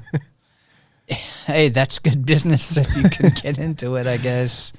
I guess I'm like you though. I'm a little bit too ethical for that. I wouldn't feel good about it, but so across all the things you do, what's the best way for people to connect with you? Instagram, website?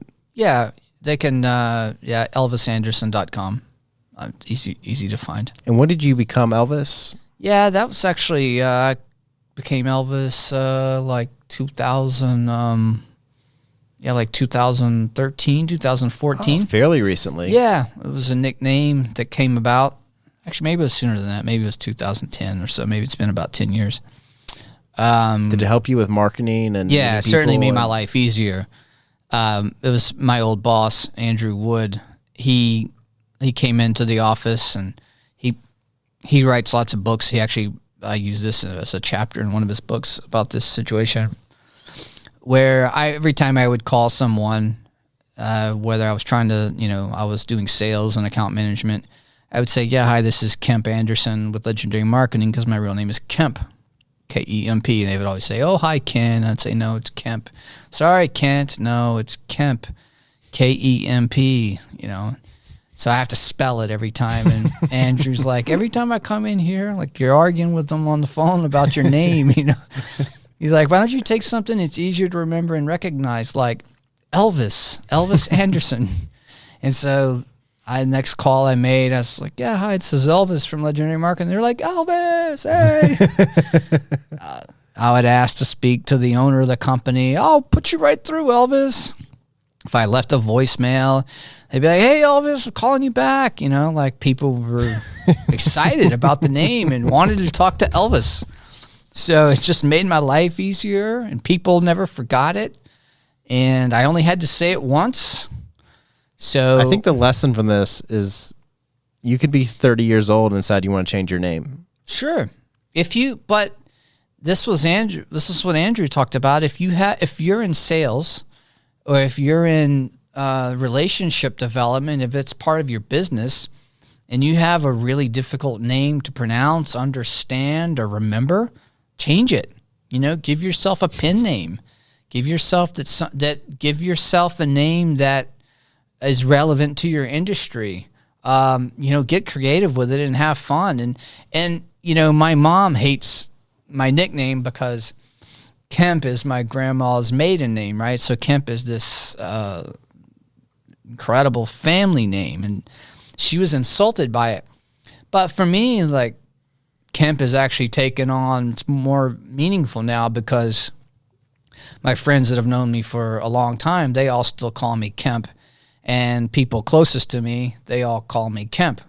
So now, like, Kemp has become greater. So if we're real friends, I can start calling you that. But until then, I just got to call you Elvis. That's it. Okay, exactly. got it. Yeah, I mean, basically everyone that I introduce, and now and at the last 10 years, I introduce myself as Elvis, and they stick with Elvis. So, well, I'm going to be working towards Kemp. I just want you to know that. When you receive some edible chocolates to your door front, just know that's Nathan trying to get from Elvis to Kemp. Well, good luck on your journey. But hey, Elvis is fun. I mean, there's nothing wrong with it. It's good. So all these relationships you have through writing. Yeah. Is that tremendously helpful in growing the agency and getting new clients? Yeah, not really. I mean, most of my writing stuff has been, and it's funny you asked that, because I always thought that would be an incredible tool. And when I am trying to get clients, I often talk about some of the great pieces of journalism I write that I'm really proud of, that I think are great. Something, because most of writers are pretty hard on themselves, right? Like they don't like a lot of their stuff and they think it's terrible. But there are some things that I can say, all right, I think that's a pretty good piece. And I might share that with somebody and they That doesn't really do anything for them. And then you like say the word like ClickFunnels, and they go, oh yeah. Then you say drip campaign, and they go, oh, that's what I want, drip campaign. Yeah, now we're talking. And I'm like, this is 3,000 words on how I visited my great uncle's grave in Belgium who died in World War II. And I'm like, this is really good writing. And they don't care. They want to talk about drip campaign, you know? So, yeah, because I find that all business comes from relationships for the most part. Yeah. And so it's like somebody like you with a name like Elvis Anderson, involved with all these things that your name is on, from books to blog to all that, like all that publicity around your name, you should be able to leverage for tons and tons of clients. Yeah, it doesn't really work that way. Like when you meet with a golf course, don't you ever like be like, hey, I noticed there was this bug on your website, I can fix it for you? Or like, you know, I mean, do you ever even think that way? Or do you just roll them as like, these are separate things? Yeah, they pretty much stay separate too. And what I've found is if you try, I have done business with resorts that have hosted me before, because through World's Best Golf Destinations, we do launch lead generation campaigns. We'll build a landing page, drive a bunch of traffic to it. It'll be a stay-and-play golf sweepstakes. And so these are 5,000 people that have raised their hand and said, I'm interested in your golf resort. You want all these emails? So I have done that. A lot of golf resorts, you could give them like 50,000 emails of strong hand raisers, qualified leads. They wouldn't know what to do with them. So what does it matter? It doesn't matter.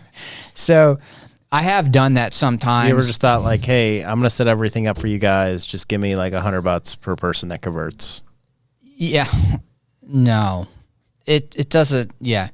The golf industry is not a pleasure to work in. It seems like pretty far behind. Well, I mean, now if their numbers are good, they're fat and happy, right? They're good. I don't think that a lot of businesses understand that when your business is really good, like that's a really great time to grow your audience and invest in the future, because it won't always be this good.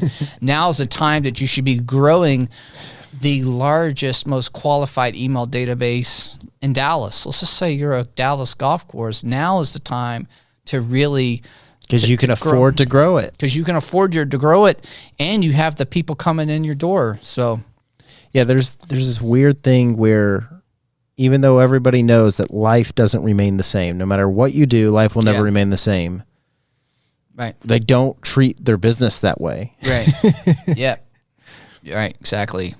Everything is like right now, today. So, yeah. But things will change. The smart ones will do the right thing. The others will not. Yeah, I think what I struggle with is these people are okay with mediocrity. Like, they pay their bills, they're paying off the course, they have employees, things work. Yeah.